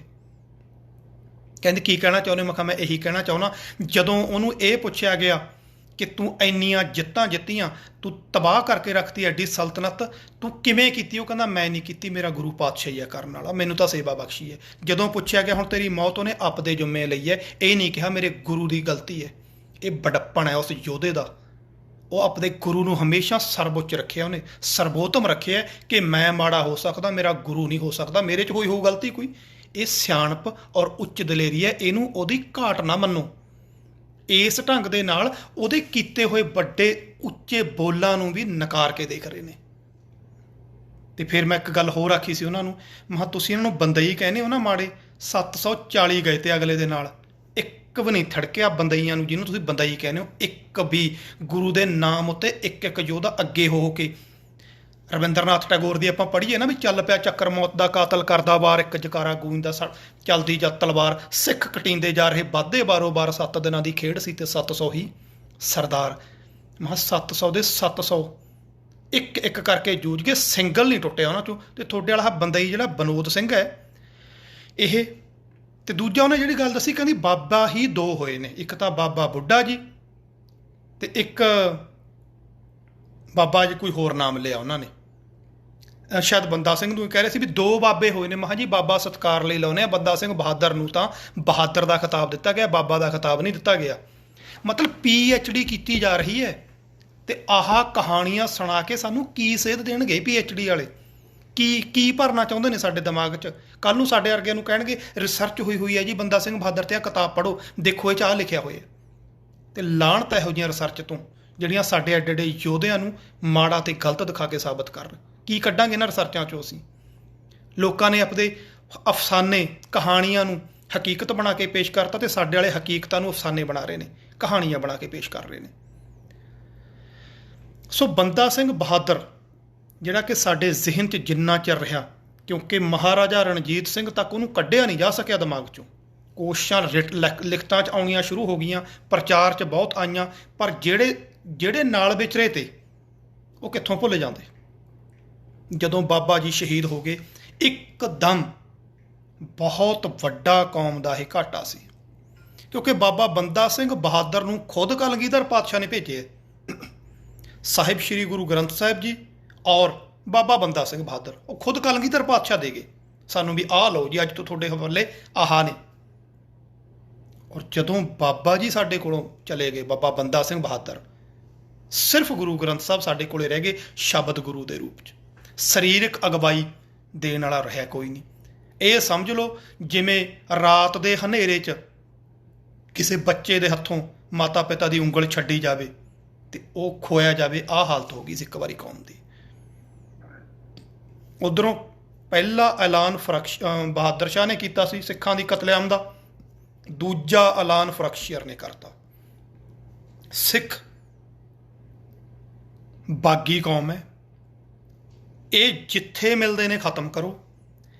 ਸਾਰੇ ਹਿੰਦੂਆਂ ਲਈ ਦੁਬਾਰੇ ਆਰਡਰ ਆ ਗਿਆ, ਕੋਈ ਹਿੰਦੂ ਦਾੜੀ ਕੇਸ ਨਾ ਰੱਖੇ। ਮੈਂ ਤੁਹਾਨੂੰ ਪਹਿਲਾਂ ਜ਼ਿਕਰ ਕਰ ਚੁੱਕਿਆ, ਸਾਡੇ ਅੰਦਰ ਢਾਡੀਆਂ ਨੇ ਇੱਕ ਚੀਜ਼ ਭਰਤੀ ਅੱਜ ਦੇ ਹਾਲਾਤਾਂ, ਕਿਉਂਕਿ ਜਦੋਂ ਕੋਈ ਲੇਖਕ ਲਿਖਤ ਲਿਖਦਾ ਨਾ, ਉਹ ਆਮ ਤੌਰ 'ਤੇ ਆਲੇ ਦੁਆਲਾ ਜਦੋਂ ਦਾ ਚੱਲ ਰਿਹਾ ਉਹਦੇ ਦਿਮਾਗ 'ਚ ਉੱਦਾਂ ਦੀ ਉਹ ਤਸਵੀਰ ਹੁੰਦੀ ਹੈ। ਪਿੱਛੇ ਜੇ TV 'ਤੇ ਮਹਾਰਾਜਾ ਰਣਜੀਤ ਸਿੰਘ ਦਾ ਨਾਟਕ ਚੱਲਿਆ ਸੀ, ਚੱਲਿਆ ਥੋੜ੍ਹੇ ਜਿਹੇ ਦਿਨ ਹੀ ਆ, ਤੁਸੀਂ ਦੇਖਿਆ ਹੋਣਾ। ਮਹਾਰਾਜਾ ਰਣਜੀਤ ਸਿੰਘ ਜੀ ਦੇ ਛੋਟੇ ਹੁੰਦੇ ਦੇ ਸਿਰ 'ਤੇ ਪਟਕਾ ਬੰਨਿਆ ਹੋਇਆ ਦਿਖਾਇਆ ਹੋਇਆ, ਜਿਹੜਾ ਬੱਚੇ ਅੱਜ ਕੱਲ੍ਹ ਸਕੂਲਾਂ 'ਚ ਬੰਨ੍ਹਦੇ ਨੇ ਪਟਕਾ, ਉਹ ਤਣੀਆਂ ਵਾਲਾ। ਜਦੋਂ ਕਿ ਪੁਰਾਣੇ ਵੇਲਿਆਂ 'ਚ ਤਾਂ ਪਟਕਾ ਹੈ ਹੀ ਨਹੀਂ ਸੀ, ਉਦੋਂ ਤਾਂ ਛੋਟੇ ਬੱਚੇ ਦੇ ਵੀ ਛੋਟੀ ਦਸਤਾਰ ਸਜਾਈ ਜਾਂਦੀ ਸੀ। ਕਿਉਂਕਿ ਅੱਜ ਦੇ ਜਿਹੜਾ ਡਾਇਰੈਕਟਰ ਬਣਾ ਰਿਹਾ ਉਹਦਾ ਕਸੂਰ ਨਹੀਂ, ਕਿਤੇ ਇਹ ਨਾ ਕਹੀਏ ਆਪਾਂ ਕਿ ਉਹ ਕੁਝ ਮਾੜਾ ਕਰਨਾ ਚਾਹੁੰਦਾ। ਉੱਥੇ ਇਹ ਉਹਦੇ ਜ਼ਿਹਨ 'ਚ ਇਹੀ ਹੈ ਵੀ ਸਿੱਖ ਪਟਕਾ ਬੰਨ੍ਹਦੇ ਨੇ ਬੱਚਿਆਂ ਦੇ ਛੋਟਿਆਂ ਦਾ, ਉਹ ਬੈਕਗਰਾਊਂਡ ਨਹੀਂ ਉੱਥੇ ਤੱਕ ਪਹੁੰਚ ਸਕਿਆ। ਸੋ ਇਹ ਚੀਜ਼ਾਂ ਜਦੋਂ ਜਿਹੜਾ ਰਾਈਟਰ ਲਿਖ ਰਿਹਾ ਜਾਂ ਜਿਹੜਾ ਤਿਆਰੀ ਕਰ ਰਿਹਾ ਉਹ ਉਸ ਸੰਦਰਭ 'ਚ ਲਿਖਦਾ। ਢਾਡੀਆਂ ਨੇ, ਪ੍ਰਚਾਰਕਾਂ ਨੇ ਇੱਕ ਚੀਜ਼ ਜਦੋਂ ਦਸ਼ਮੇਸ਼ ਪਿਤਾ ਜੀ ਨੇ ਅੰਮ੍ਰਿਤ ਦੀ ਦਾਤ ਦਿੱਤੀ, ਬਸ ਇੱਕੋ ਗੱਲ ਉੱਥੇ ਸੁਣਾਈ ਜਾਂਦੀ ਹੈ ਸਾਨੂੰ। ਜਦੋਂ ਜੀ 9ਵੇਂ ਗੁਰੂ ਦੀ ਸ਼ਹਾਦਤ ਹੋਈ ਤਾਂ ਭਾਈ ਜੈਤਾ ਜੀ ਸੀਸ ਲੈ ਕੇ ਆਏ, ਤਾਂ ਗੁਰੂ ਜੀ ਨੇ ਉਹਨੂੰ ਪੁੱਛਿਆ, ਜੈਤਿਆ ਜਦੋਂ ਇਹ ਸ਼ਹਾਦਤ ਹੋਈ ਉੱਥੇ ਕਿੰਨੇ ਕੁ ਸਿੱਖ ਤੇ? ਤਾਂ ਭਾਈ ਜੈਤਾ ਜੀ ਕਹਿਣ ਲੱਗੇ, ਮਹਾਰਾਜ ਪਤਾ ਨਹੀਂ ਜੀ, ਖੋਣਗੇ ਵਿੱਚ ਖੜੇ, ਸਾਨੂੰ ਕਿਹੜਾ ਪਛਾਣ ਆਉਂਦੀ ਹੈ, ਸਿੱਖਾਂ ਦੀ ਜੀ ਕਿਹੜਾ ਕੋਈ ਪਛਾਣ ਹੈ। ਕਿਉਂਕਿ ਅੱਜ ਦੇ ਸੰਦਰਭ 'ਚ ਦੇਖਦੇ ਨੇ ਵੀ ਦਾੜੀ ਕੇਸੀ ਕੱਟੇ ਹੁੰਦੇ ਤੇ ਜੀ ਸਾਰਿਆਂ ਦੇ, ਅੱਜ ਦੇ ਮੌਕੇ ਅਨੁਸਾਰ। ਤਾਂ ਗੁਰੂ ਜੀ ਨੇ ਕਿਹਾ, ਮੈਂ ਆਉਣ ਵਾਲੇ ਸਮੇਂ 'ਚ ਇਹੋ ਜਿਹਾ ਖਾਲਸਾ ਸਾਜੂਗਾ ਜਿਹੜਾ ਲੱਖਾਂ 'ਚੋਂ ਖੜਾ ਪਹਿਚਾਣਿਆ ਜਾ ਸਕੇ। ਜਦੋਂ ਕਿ ਇਹ ਉਸ ਵੇਲੇ ਨਹੀਂ, ਕਿਉਂਕਿ ਸਾਰੇ ਹਿੰਦੂ ਹੀ ਦਾੜੀ ਕੇਸ ਰੱਖਦੇ ਸੀ ਔਰ ਮੁਸਲਮਾਨ ਵੀ ਸਿਰਫ ਸਪੈਸ਼ਲ ਢੰਗ ਨਾਲ ਦਾੜੀ ਕੇਸ ਕੱਟਦੇ ਨੇ। ਦੂਰੋਂ ਖੜੇ ਨਹੀਂ ਪਤਾ ਲੱਗਦਾ ਕਿ ਉਹਨਾਂ ਦੇ ਕਟਿੰਗ ਹੋਈ ਹੈ, ਕਿਉਂਕਿ ਥੋੜ੍ਹੀਆਂ ਜਿਹੀਆਂ ਮੁੱਛਾਂ ਇੱਥੋਂ ਤੇ ਸਾਈਡਾਂ ਤੋਂ ਦਾੜੀ, ਤੇ ਜਿੰਨੀ ਹੱਥ 'ਚ ਆ ਗਈ ਤੇ ਥੱਲੋਂ ਦਾੜੀ। ਵਿਦੇਸ਼ਾਂ 'ਚ ਸਾਡੀ ਅੱਜ ਵੀ ਇਸ ਢੰਗ ਨਾਲ ਪਛਾਣ ਨਹੀਂ ਆਉਂਦੀ, ਸਾਨੂੰ ਮੁਸਲਮਾਨ ਸਮਝ ਲਿਆ ਜਾਂਦਾ ਹੈ ਅੱਜ ਵੀ। ਸੋ ਇਹ ਕਹਾਣੀਆਂ ਇਸ ਢੰਗ ਨਾਲ ਪ੍ਰਚਲਿਤ ਕਰੀਆਂ ਜਾਂਦੀਆਂ ਨੇ, ਜਿਸੋਂ ਦੇ ਹਾਲਾਤਾਂ 'ਚ ਜੋ ਬੰਦਾ ਜਿਵੇਂ ਦਾ ਲਿਖ ਰਿਹਾ, ਦੇਖ ਰਿਹਾ। ਸੋ ਇਹ ਫਰਕਸ਼ੀਅਰ ਨੇ ਅਗਲਾ ਐਲਾਨ ਜਦੋਂ ਕੀਤਾ ਕਿ ਸਾਰੇ ਹਿੰਦੂ ਦਾੜੀ ਕੇਸ ਕਟਾ ਲੈਣ, ਸਿੱਖ ਦਾ ਸਿਰ ਵੱਢ ਲਿਓ, ਇੱਥੋਂ ਇਨਾਮਾਂ ਦੀ ਸ਼ੁਰੂਆਤ ਹੋਈ ਹੈ। ਫਰਕਸ਼ੀਅਰ ਦੇ ਵੇਲੇ ਸਿੱਖ ਦਾ ਸਿਰ ਵੱਢਣ ਵਾਲੇ ਨੂੰ ਇਨਾਮ ਮਿਲੂਗਾ। ਇਨਾਮ ਦੇ ਵਿੱਚ ਉਹਨਾਂ ਦਾ ਘਰ ਘਾਟ ਲੁੱਟ ਲਓ, ਜ਼ਮੀਨ ਜਾਇਦਾਦ ਜ਼ਬਤ ਕਰ ਲਓ। ਜਿਹੜਾ ਬੰਦਾ ਸਿੱਖਾਂ ਦੀ ਦੱਸ ਪਾਊਗਾ ਉਹਨੂੰ ਇਨਾਮ ਦਿਓ। ਜਿਹੜਾ ਸਿੱਖਾਂ ਨੂੰ ਮਾਰ ਕੇ ਲਿਆਊਗਾ ਇਨਾਮ, ਉਹਨਾਂ ਨੂੰ ਬਰਬਾਦ ਕਰ ਦਿਓ। ਜਿਹੜਾ ਇਹਨਾਂ ਦੀ ਮਦਦ ਵੀ ਕਰਦਾ, ਜਿਹੜਾ ਸਿੱਖਾਂ ਦੀ ਮਦਦ ਕਰਦਾ, ਲੁਕਾਉਂਦਾ, ਪਤਾ ਨਹੀਂ ਦਿੰਦਾ, ਰੋਟੀ ਪਾਣੀ ਪਹੁੰਚਾਉਂਦਾ, ਉਹ ਵੀ ਬਰਾਬਰ ਦਾ ਦੋਸ਼ੀ ਹੈ। ਉਹਦਾ ਵੀ ਘਰ ਘਾਟ ਲੁੱਟ ਲਓ, ਉਹਨੂੰ ਤਬਾਹ ਕਰ ਦਿਓ, ਉਹਦੇ ਬਾਲ ਬੱਚੇ ਮਾਰ ਦਿਓ, ਸਭ ਕੁਝ ਮਾਫ ਹੈ। ਇੱਥੋਂ ਸ਼ੁਰੂ ਹੋਇਆ ਚੱਕਰ ਵੱਡੇ ਪੱਧਰ 'ਤੇ ਮੌਤ ਦਾ। ਹਾਹਾਕਾਰ ਮੱਚ ਗਈ, ਗਸ਼ਤੀ ਫੌਜਾਂ ਸ਼ਿਕਾਰੀ ਕੁੱਤਿਆਂ ਦੇ ਵਾਂਗੂ ਨਿਕਲ ਪਈਆਂ। ਪਿੰਡਾਂ ਦੇ ਪਿੰਡ ਦੁਸ਼ਮਣ ਬਣ ਗਏ। ਗੁਆਂਢ 'ਚ ਜੇ ਕੋਈ ਸਿੱਖ ਰਹਿੰਦਾ ਸੀ ਤਾਂ ਮਸਟੰਡਿਆਂ ਨੂੰ ਉਹ ਇੱਕ ਚੱਲਦੀ ਫਿਰਦੀ ਸਰਮਾਇਆ ਦਿਖਣ ਲੱਗਿਆ ਵੀ ਆਹ ਗਰਦਨ ਲੈ ਜਾਈਏ ਨਾ, ਜੇ ਇੰਨੇ ਪੈਸੇ ਮਿਲਣਗੇ, ਇਹਦੀ ਜ਼ਮੀਨ ਜਾਇਦਾਦ ਆਪਾਂ ਨੂੰ ਮਿਲੂਗੀ। ਉਹ ਲੁੱਟਾਂ ਖੋਹਾਂ ਦੇ ਲਾਲਚ 'ਚ ਪੱਤਾ ਸਿੰਘਾਂ ਦਾ ਬੈਰੀ ਬਣਾ ਕੇ ਰੱਖਤਾ। ਜੁਝਾਰੂ ਸਿੱਖ ਬਾਬਾ ਬੰਦਾ ਸਿੰਘ ਬਹਾਦਰ ਦੀਆਂ ਫੌਜਾਂ ਵਿੱਚ ਵੀ ਜਿਹੜੇ ਰਹੇ, ਕਲਗੀਧਰ ਨਾਲ ਵੀ ਲੜਨ ਵਾਲੇ, ਕਲਗੀਧਰ ਪਾਤਸ਼ਾਹ ਵੱਲੋਂ ਉਹਨਾਂ ਦੀਆਂ ਫੌਜਾਂ ਵਿੱਚ ਵੀ ਲੜਨ ਵਾਲੇ ਹੈਗੇ ਸੀ। ਜਿਹਨੂੰ ਪਤਾ ਲੱਗਦਾ ਰਿਹਾ, ਘਰ ਘਾਟ ਛੱਡ ਕੇ ਕੁਝ ਹਿਮਾਲਾ ਪਰਬਤ ਦੀਆਂ ਚੋਟੀਆਂ ਵੱਲ ਨੂੰ ਤੁਰ ਪਏ, ਕੁਝ ਬੀਕਾਨੇਰ ਨੂੰ ਤੁਰ ਪਏ, ਕੁਝ ਜੰਗਲਾਂ ਨੂੰ, ਕੁਝ ਪਹਾੜਾਂ ਨੂੰ। ਕਈਆਂ ਨੂੰ ਪਰਿਵਾਰ ਲੈ ਗਏ ਤੇ ਕਈ ਪਰਿਵਾਰ ਪਿੱਛੇ ਰਹਿ ਗਏ ਜਾਂ ਛੱਡ ਗਏ ਉਹ ਦੁਸ਼ਮਣਾਂ ਦੇ ਰਹਿਮੋ ਕਰਮ ਤੇ ਉਹਨਾਂ ਦੇ ਪਿੱਛੋਂ ਪਰਿਵਾਰਾਂ ਦੀ ਜੋ ਹਾਲਤ ਹੋਈ ਇਹ ਆਪਾਂ ਸਮਝ ਹੀ ਸਕਦੇ ਹਾਂ। ਜਿਹਦੇ ਬਾਰੇ ਵੀ ਦੱਸਤਾ ਵੀ ਇਹ ਸਿੱਖਾਂ ਦਾ ਪਰਿਵਾਰ ਹੈ, ਉਹਨੂੰ ਤਬਾਹ ਕੀਤਾ, ਮਾਰਿਆ ਗਿਆ, ਕਤਲ ਕੀਤਾ ਗਿਆ।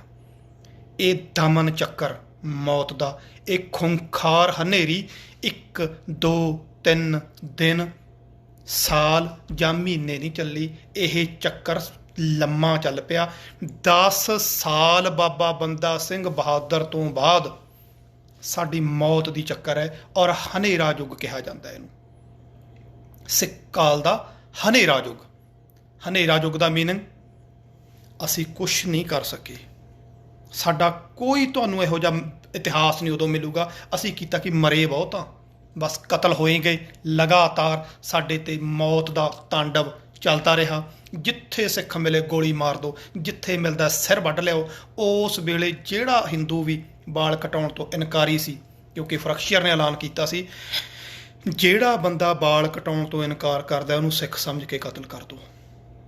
ਉਸ ਵੇਲੇ ਵੱਡਾ ਦੌਰ ਚੱਲਿਆ ਕੇਸ ਕਤਲ ਕਰਾਉਣ ਦਾ। ਹਿੰਦੂ ਕੌਮ ਨੇ ਉਸ ਵੇਲੇ ਸਮਝ ਲਓ ਆਪਣੇ ਕੇਸਾਂ ਨੂੰ ਤਲਾਂਜਲੀ ਦਿੱਤੀ ਹੈ ਵੱਡੇ ਲੈਵਲ 'ਤੇ, ਕਿਉਂਕਿ ਸਿੱਖਾਂ ਲਈ ਹੁਣ ਆਫਤ ਦੀ ਘੜੀ ਆ ਬਣੀ ਸੀ। ਬਹਾਦਰ ਸ਼ਾਹ ਨੇ ਹੁਕਮ ਦਿੱਤਾ ਸੀ ਪਹਿਲਾਂ, ਫਿਰ ਫਰਕਸ਼ੀਅਰ ਨੇ। ਸਿਰ ਛਪਾਉਣਾ ਔਖਾ ਹੋ ਗਿਆ, ਪਿੰਡਾਂ 'ਚ ਰਹਿਣਾ ਔਖਾ ਹੋ ਗਿਆ। ਕੁਛ ਸਾਧਾਂ ਦੇ ਭੇਸ 'ਚ ਰਹਿਣ ਲੱਗ ਗਏ, ਕੁਛ ਆਪਦੇ ਆਪ ਨੂੰ ਸੰਨਿਆਸੀਆਂ ਦੇ ਰੂਪ 'ਚ ਸਿੱਖਾਂ ਨੇ ਕਨਵਰਟ ਕਰਕੇ ਸਮਾਂ ਕੱਟਣਾ ਸ਼ੁਰੂ ਕੀਤਾ, ਕਿਉਂਕਿ ਪਹਿਰਾਵੇ ਦਾ ਉਦੋਂ ਕੋਈ ਬਹੁਤਾ ਹੁੰਦਾ ਨਹੀਂ ਸੀ। ਤੁਹਾਨੂੰ ਪਤਾ ਹੀ ਹੈ ਕਿ ਆਹ ਪਹਿਰਾਵੇ ਤਾਂ ਪਿਛਲੇ 40-50 ਸਾਲ ਤੋਂ ਹੀ ਜ਼ਿਆਦਾ ਡਿਵੈਲਪ ਹੋਏ ਨੇ। ਪਹਿਲਾਂ ਖੱਦਰ ਦੇ ਕੱਪੜੇ ਹੁੰਦੇ ਸੀ ਲੋਕਾਂ ਦੇ ਆਮ ਪਿੰਡਾਂ ਦੇ ਵਿੱਚ ਵੀ, ਤੇ ਬਹੁਤੇ ਕੱਪੜੇ ਵੀ ਨਹੀਂ ਹੁੰਦੇ ਸੀ, ਸਿੰਪਲ ਜਿਹੇ ਕੱਪੜੇ ਹੋਣੇ, ਸਿੰਪਲ ਜਿਹੇ ਪਹਿਰਾਵੇ, ਇੱਕੋ ਜਿਹੇ ਪਹਿਰਾਵੇ ਬਹੁਤੇ ਚੱਲਦੇ ਸੀ, ਤਾਂ ਉਹਦੇ ਕਰਕੇ ਬਹੁਤਾ ਫਰਕ ਨਹੀਂ ਸੀ ਨਜ਼ਰ ਆਉਂਦਾ। ਸੋ ਇਸ ਢੰਗ ਦੇ ਨਾਲ ਇਹ 10 ਸਾਲ ਦਾ ਜਿਹੜਾ ਦੌਰ ਹੈ ਬੜਾ ਭਿਆਨਕ ਹੈ ਕਿਸੇ ਵੀ ਕੌਮ ਲਈ। ਨਵੀਂ ਕੌਮ ਪੈਦਾ ਹੋਈ ਹੋਵੇ, ਜੰਮੀ ਹੋਵੇ, ਜਿਹਨੂੰ ਇਹ ਕਹਿ ਲਓ ਹਲੇ ਪੈਦਾ ਹੋਏ ਸੀ, ਪੈਦਾ ਹੁੰਦਿਆਂ ਹੀ ਤੱਤੀਆਂ ਤਵੀਆਂ ਮਿਲੀਆਂ, ਆਰੇ ਦੇ ਦੰਦੇ ਮਿਲੇ, ਦੇਗਾਂ ਮਿਲੀਆਂ, ਚਰਖੜੀਆਂ ਮਿਲੀਆਂ, ਅੱਗਾਂ ਮਿਲੀਆਂ, ਸਰਸਾਂ ਦੀਆਂ ਲਹਿਰਾਂ ਮਿਲੀਆਂ। ਕੀ ਨਹੀਂ ਮਿਲਿਆ ਪੈਦਾ ਹੁੰਦਿਆਂ ਨੂੰ? ਤਬਾਹੀ ਮਿਲੀ, ਤਬਾਹੀ ਚਾਰੇ ਪਾਸੇ, ਕਤਲੋ ਗਾਰਦ ਮਿਲੀ, ਸਿਰਾਂ ਦੇ ਮੁੱਲ ਪਏ। ਪਿਤਾ ਦਸ਼ਮੇਸ਼ ਸਾਨੂੰ ਬੰਦਾ ਬਹਾਦਰ ਤੇ ਸਾਹਿਬ ਸ੍ਰੀ ਗੁਰੂ ਗ੍ਰੰਥ ਸਾਹਿਬ ਮਹਾਰਾਜ ਦੇ ਗਏ, ਬੰਦਾ ਸਿੰਘ ਚਲਾ ਗਿਆ, ਉਹਦੇ ਤੋਂ ਬਿਨਾਂ ਕੌਮ ਕੱਲੀ ਰਹਿ ਗਈ।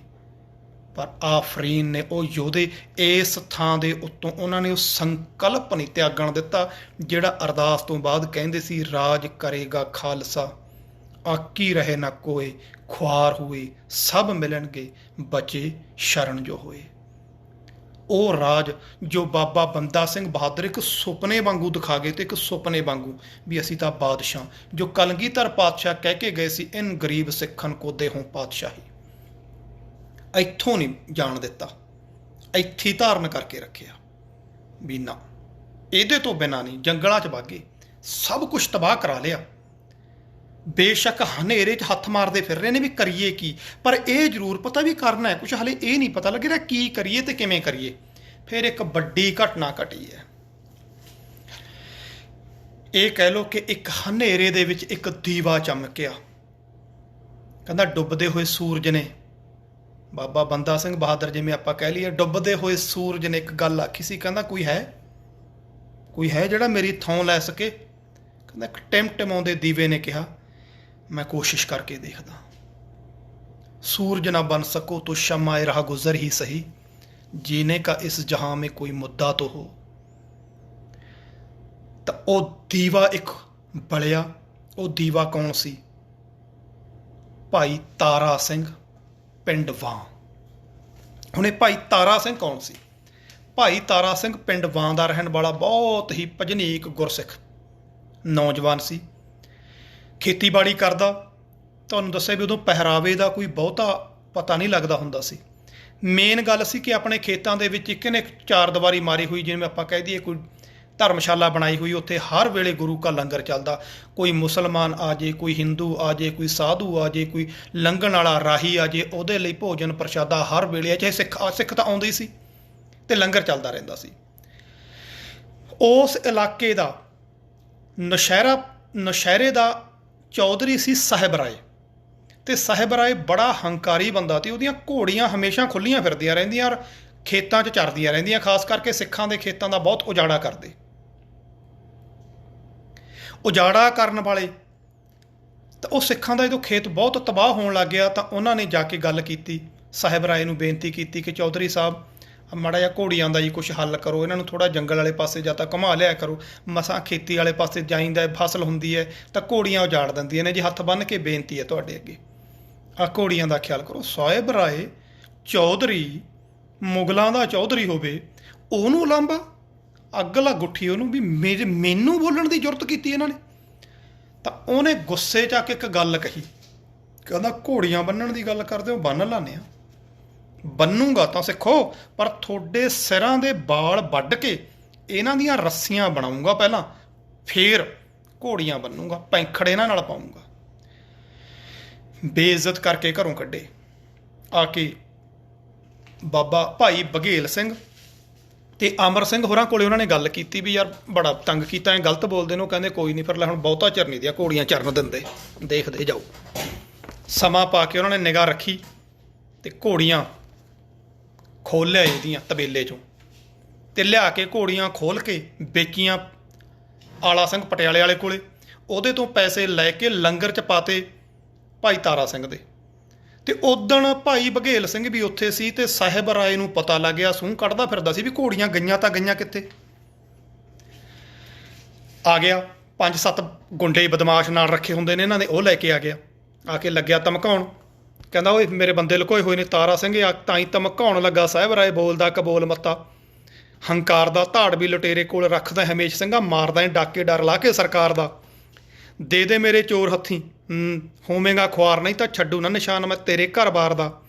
ਉਨਾ ਚਿਰ ਪੈਂਦੀ ਨਹੀਂ ਕਲੇਜੇ ਠੰਡ ਤਾਰਾ ਸਿੰਘਾ, ਜਿੰਨਾ ਚਿਰ ਸਿੱਖ ਫੜ ਹੱਥੀਂ ਨਹੀਂ ਮਾਰਦਾ। ਆ ਕੇ ਇਹਨੇ ਕਿਹਾ, ਕਹਿੰਦਾ ਮੇਰੇ ਚੋਰ ਦੇ ਦੇ। ਤਾਂ ਭਾਈ ਤਾਰਾ ਸਿੰਘ ਨੇ ਬੜੀ ਨਿਮਰਤਾ ਨਾਲ ਬੇਨਤੀ ਦਿੱਤੀ, ਕਹਿੰਦਾ ਚੌਧਰੀ ਜੀ ਇੱਥੇ ਕੋਈ ਚੋਰ ਨਹੀਂ, ਗੁਰੂ ਕੇ ਲੰਗਰ 'ਚ ਕਾਹਦੇ ਚੋਰ ਨੇ, ਨਾ ਮੈਂ ਕਿਸੇ ਦੀ ਆਇਡੈਂਟੀ ਚੈੱਕ ਕਰਦਾ ਇੱਥੇ ਕੌਣ ਆਉਂਦਾ। ਆਓ ਤੁਸੀਂ ਵੀ ਆਏ ਹੋ, ਭੋਜਨ ਪ੍ਰਸ਼ਾਦਾ ਛਕੋ ਤੇ ਜਾਓ। ਕਾਹਨੂੰ, ਜਦੋਂ ਤੁਹਾਨੂੰ ਪਤਾ ਹੈ ਨਾ ਹੰਕਾਰ ਜਦੋਂ ਚੜ੍ਹਿਆ ਹੁੰਦਾ ਉਹ ਵੀ ਮਾਲਕ ਦਾ, ਉਹ ਵੀ ਬਾਦਸ਼ਾਹ ਦਾ, ਕਿ ਅਸੀਂ ਮਾਲਕ ਹੋਈਏ, ਤੂੰ ਸਾਨੂੰ ਕੌਣ ਹੁੰਦਾ ਉਹ ਸਿੱਖਿਆ ਦੇਣ ਵਾਲਾ।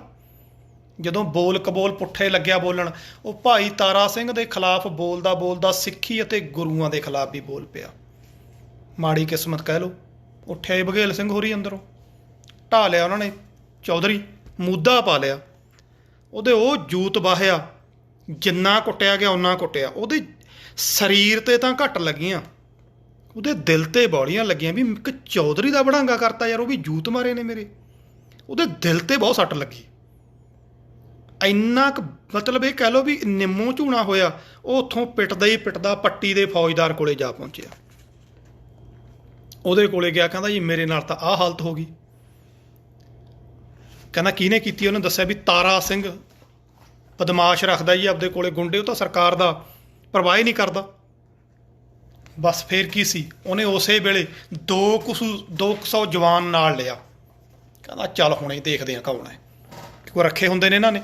200 ਬੰਦਾ ਲੈ ਕੇ ਆ ਗਿਆ। ਭਾਈ ਤਾਰਾ ਸਿੰਘ ਨੂੰ ਵੀ ਪਤਾ ਲੱਗਿਆ ਵੀ ਜਦੋਂ ਵੀ ਬੰਦੇ ਆ ਰਹੇ ਨੇ। ਉਹਨੇ ਕਹਿਤਾ, ਉਹਦੇ ਨਾਲ ਦੇ ਸਿੰਘ ਕਹਿੰਦੇ ਕੋਈ ਨਹੀਂ ਜੀ ਆਉਣ ਦਿਓ, ਆ ਜਾਣ ਦਿਓ, ਦੇਖ ਲੈਂਦੇ ਆ। ਜਦੋਂ ਆਏ ਨੇ ਤਾਂ 200 ਦੇ 200 ਦਾ ਟਾਕਰਾ ਇਹਨਾਂ 30-40 ਸਿੰਘਾਂ ਨੇ ਕੀਤਾ।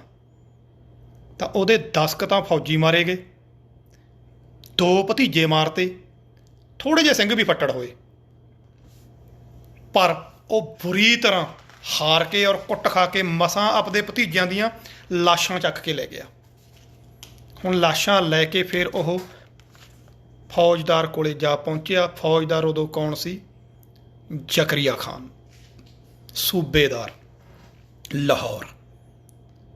ਇਹ ਉਹੀ ਜ਼ਕਰੀਆ ਖਾਨ ਹੈ ਜਿਹੜਾ ਇਤਿਹਾਸ ਕਦੇ ਭੁੱਲ ਨਹੀਂ ਸਕਦਾ। 2 ਬਹੁਤ ਭਿਆਨਕ ਦੁਸ਼ਮਣ ਹੋਏ ਨੇ। ਫਰਕਸ਼ੀਰ ਦਾ ਕਤਲ ਸਿਰਫ 3 ਸਾਲਾਂ ਬਾਅਦ ਵੀਰੇ ਹੋ ਗਿਆ ਸੀ, 1719 'ਚ। ਉਹ ਆਪਾਂ ਸਾਂਝ ਕਰਦੇ ਹਾਂ ਅੱਗੇ। 1719 'ਚ ਕਤਲ ਹੋ ਗਿਆ ਸੀ ਉਹਦਾ। ਉਦੋਂ ਬਾਅਦ ਰਫੀਦੁਰਜਾਤ ਬੈਠਾ, ਫਿਰ ਇਹ ਇੱਕੋ ਜਿਹੇ ਨਾਮ ਵਾਲੇ ਸੀ, ਉਹ 3 ਮਹੀਨੇ ਬੈਠਾ, ਫਿਰ ਅਗਲਾ ਬੈਠਾ ਸੀ। ਮੈਂ ਅੱਗੇ ਸਾਂਝ ਕਰਦਾ ਜਾ ਕੇ। ਤਾਂ ਜਦੋਂ ਜ਼ਕਰੀਆ ਖਾਨ ਕੋਲੇ ਉਹ ਪਹੁੰਚਿਆ, ਆਪਦੇ ਭਤੀਜਿਆਂ ਦੀਆਂ ਲਾਸ਼ਾਂ ਰੱਖਤੀਆਂ ਅੱਗੇ। ਕਹਿੰਦਾ ਆਹ ਦੇਖੋ ਜੀ, ਆਹ ਹਾਲਤ ਹੋ ਰਹੀ ਹੈ ਸਾਡੇ ਤੁਹਾਡੇ ਰਾਜ ਦੇ ਵਿੱਚ, ਜੇ ਐਂ ਹੋਣ ਲੱਗ ਗਿਆ ਕਿੰਨਾ ਚਿਰ ਰਾਜ ਚੱਲੂ, ਮੇਰੇ ਤਾਂ ਭਤੀਜੇ ਮਾਰਤੇ। ਉਸੇ ਵੇਲੇ ਉਹਨੇ ਮੋਮਨ ਖਾਨ ਨੂੰ ਹੁਕਮ ਦਿੱਤਾ। ਮੋਮਨ ਖਾਨ, ਇਹਦਾ ਵੀ ਇਤਿਹਾਸ ਦੇ ਵਿੱਚ ਬਹੁਤ ਵੱਡਾ ਜ਼ਿਕਰ ਹੈ। ਇਹਨੇ 2 ਆਪਣੇ ਇਹ ਫੌਜਦਾਰ ਰੱਖਿਆ ਸੀ, ਮੋਮਨ ਖਾਨ ਤੇ ਦੂਜਾ ਰੱਖਿਆ ਸੀ ਲਖਪਤ ਰਾਏ, ਜਿਹਨੇ ਛੋਟਾ ਘੱਲੂਘਾਰਾ ਕੀਤਾ ਸੀ। ਉਹ ਵੀ ਆਪੇ ਸਾਂਝ ਕਰਾਂਗੇ।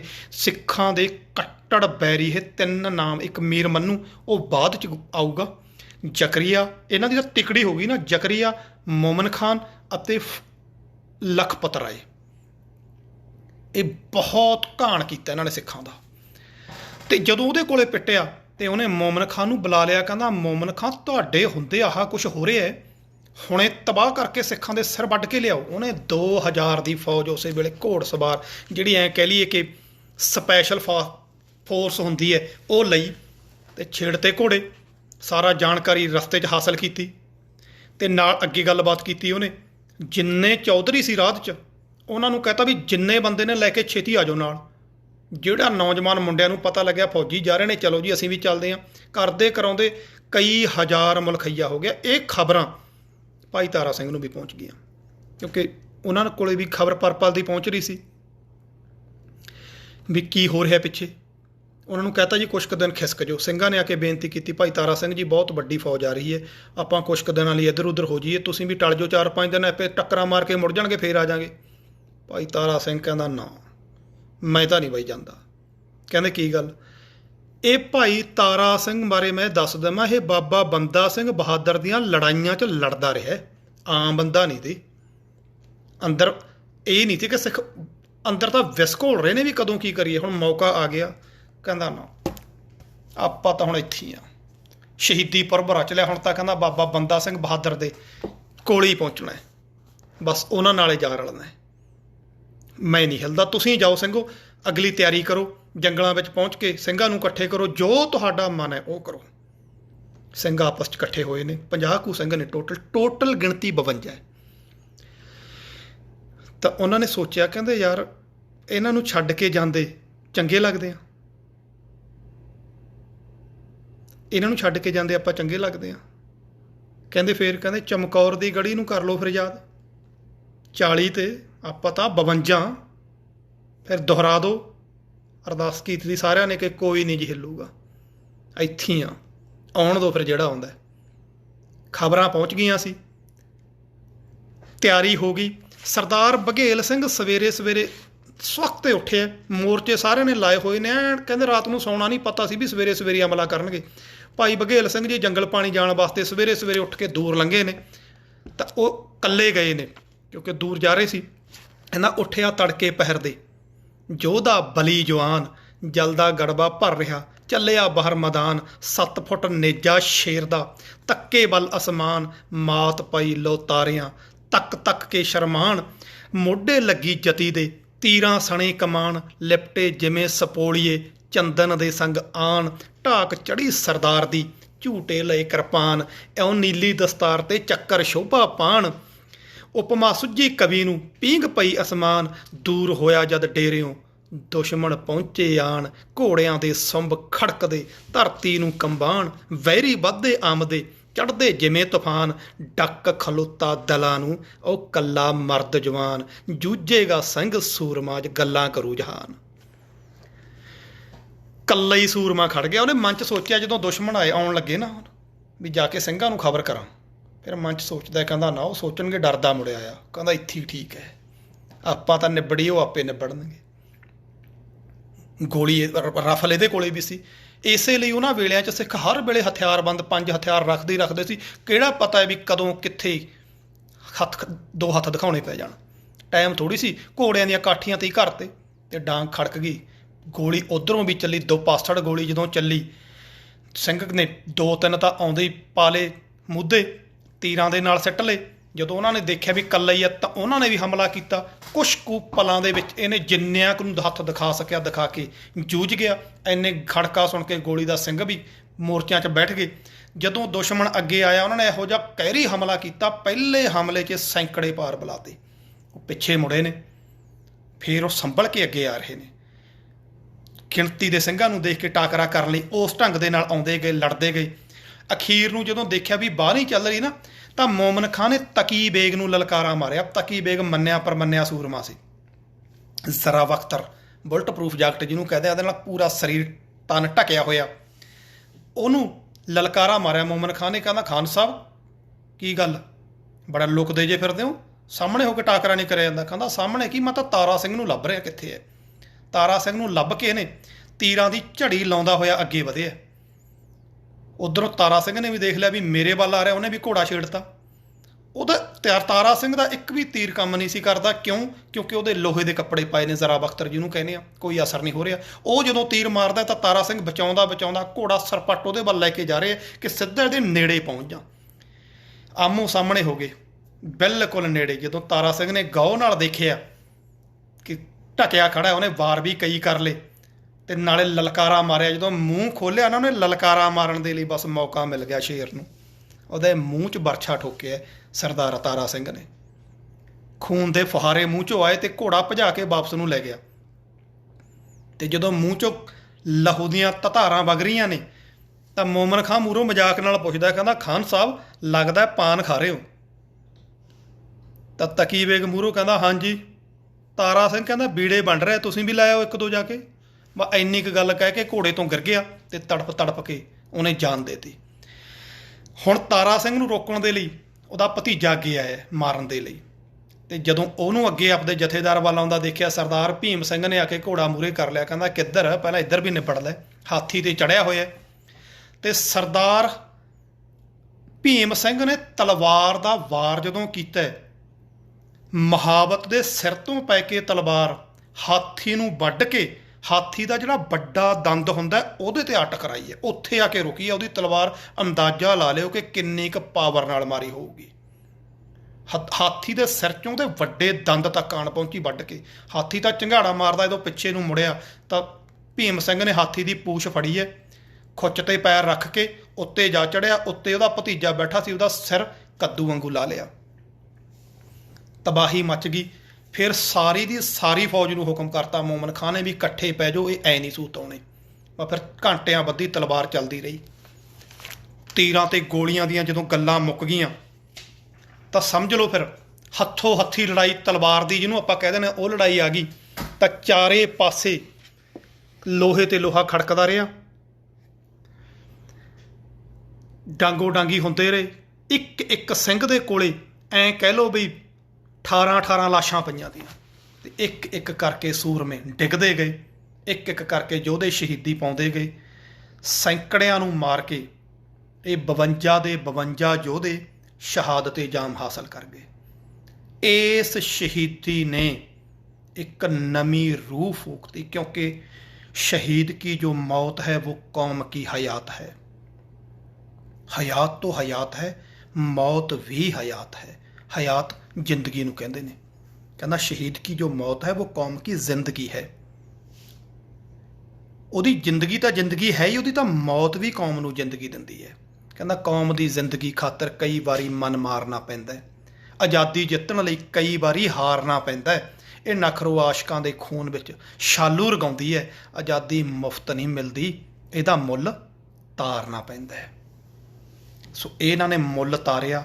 ਹੁਣ ਸਮਾਂ ਇਜਾਜ਼ਤ ਨਹੀਂ ਦੇ ਰਿਹਾ।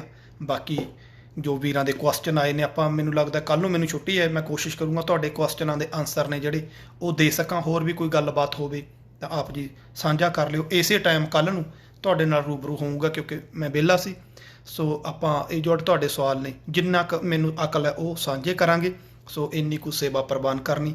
ਜਿਹੜੇ ਸਮਾਂ ਕੱਢਦੇ ਹੋ, ਟਾਈਮ ਦਿੰਦੇ ਹੋ। ਹੁਣ ਇਹ ਆਪਣੇ ਅਗਲੀ ਲੜੀ ਜਿਹੜੀ ਤੁਰੀ ਹੈ, ਇਹ ਹੈ ਸਿੱਖ ਰਾਜ ਕਿਵੇਂ ਬਣਿਆ। ਹੁਣ ਇਹ ਕਥਾਵਾਂ ਆਪਾਂ ਅੱਗੇ ਲੈ ਕੇ ਤੁਰਾਂਗੇ। ਇਹ ਪਹਿਲੀ ਘਟਨਾ ਬਾਬਾ ਬੰਦਾ ਸਿੰਘ ਬਹਾਦਰ ਤੋਂ ਬਾਅਦ ਹੋਈ ਹੈ। ਇਹ ਤੋਂ ਅੱਗੇ ਜੋ ਜੋ ਯੋਧੇ ਜਿਵੇਂ ਜਿਵੇਂ ਕੁਰਬਾਨ ਹੁੰਦੇ ਗਏ, ਧਰਮ ਦੇ ਨਾਮ 'ਤੇ, ਕੌਮ ਦੇ ਨਾਮ ਦੇ ਉੱਤੇ, ਗੁਰੂ ਦੇ ਨਾਮ ਉੱਤੇ ਕਿਵੇਂ ਕਿਵੇਂ ਸ਼ਹਾਦਤਾਂ ਹੋਈਆਂ, ਉਹ ਜਿੰਨੀ ਕੁ ਮਹਾਰਾਜ ਨੇ ਅਕਲ ਬਖਸ਼ੀ ਹੈ ਉਹਦੇ ਅਨੁਸਾਰ ਸਾਂਝ ਕਰਾਂਗੇ। ਤੁਹਾਡਾ ਸਾਰਿਆਂ ਦਾ ਦਿਲੋਂ ਸ਼ੁਕਰੀਆ। ਕਾਫੀ ਵੀਰ ਭਰਾ ਸ਼ੇਅਰ ਵੀ ਕਰਦੇ ਹੋ, ਪਿਆਰ ਨਾਲ ਸੁਣਦੇ ਵੀ ਨੇ, ਹੌਸਲਾ ਅਫਜ਼ਾਈ ਵੀ ਕਰਦੇ ਹੋ। ਦਿਲੋਂ ਦੁਆਵਾਂ, ਦਿਲੋਂ ਸ਼ੁਕਰੀਆ ਤੁਹਾਡਾ। ਸੁਝਾਵਾਂ ਦਾ ਇੰਤਜ਼ਾਰ, ਭੁੱਲਾਂ ਚੁੱਕਾਂ ਦੀ ਖਿਮਾ। ਵਾਹਿਗੁਰੂ ਜੀ ਕਾ ਖਾਲਸਾ, ਵਾਹਿਗੁਰੂ ਜੀ ਕੀ ਫਤਿਹ।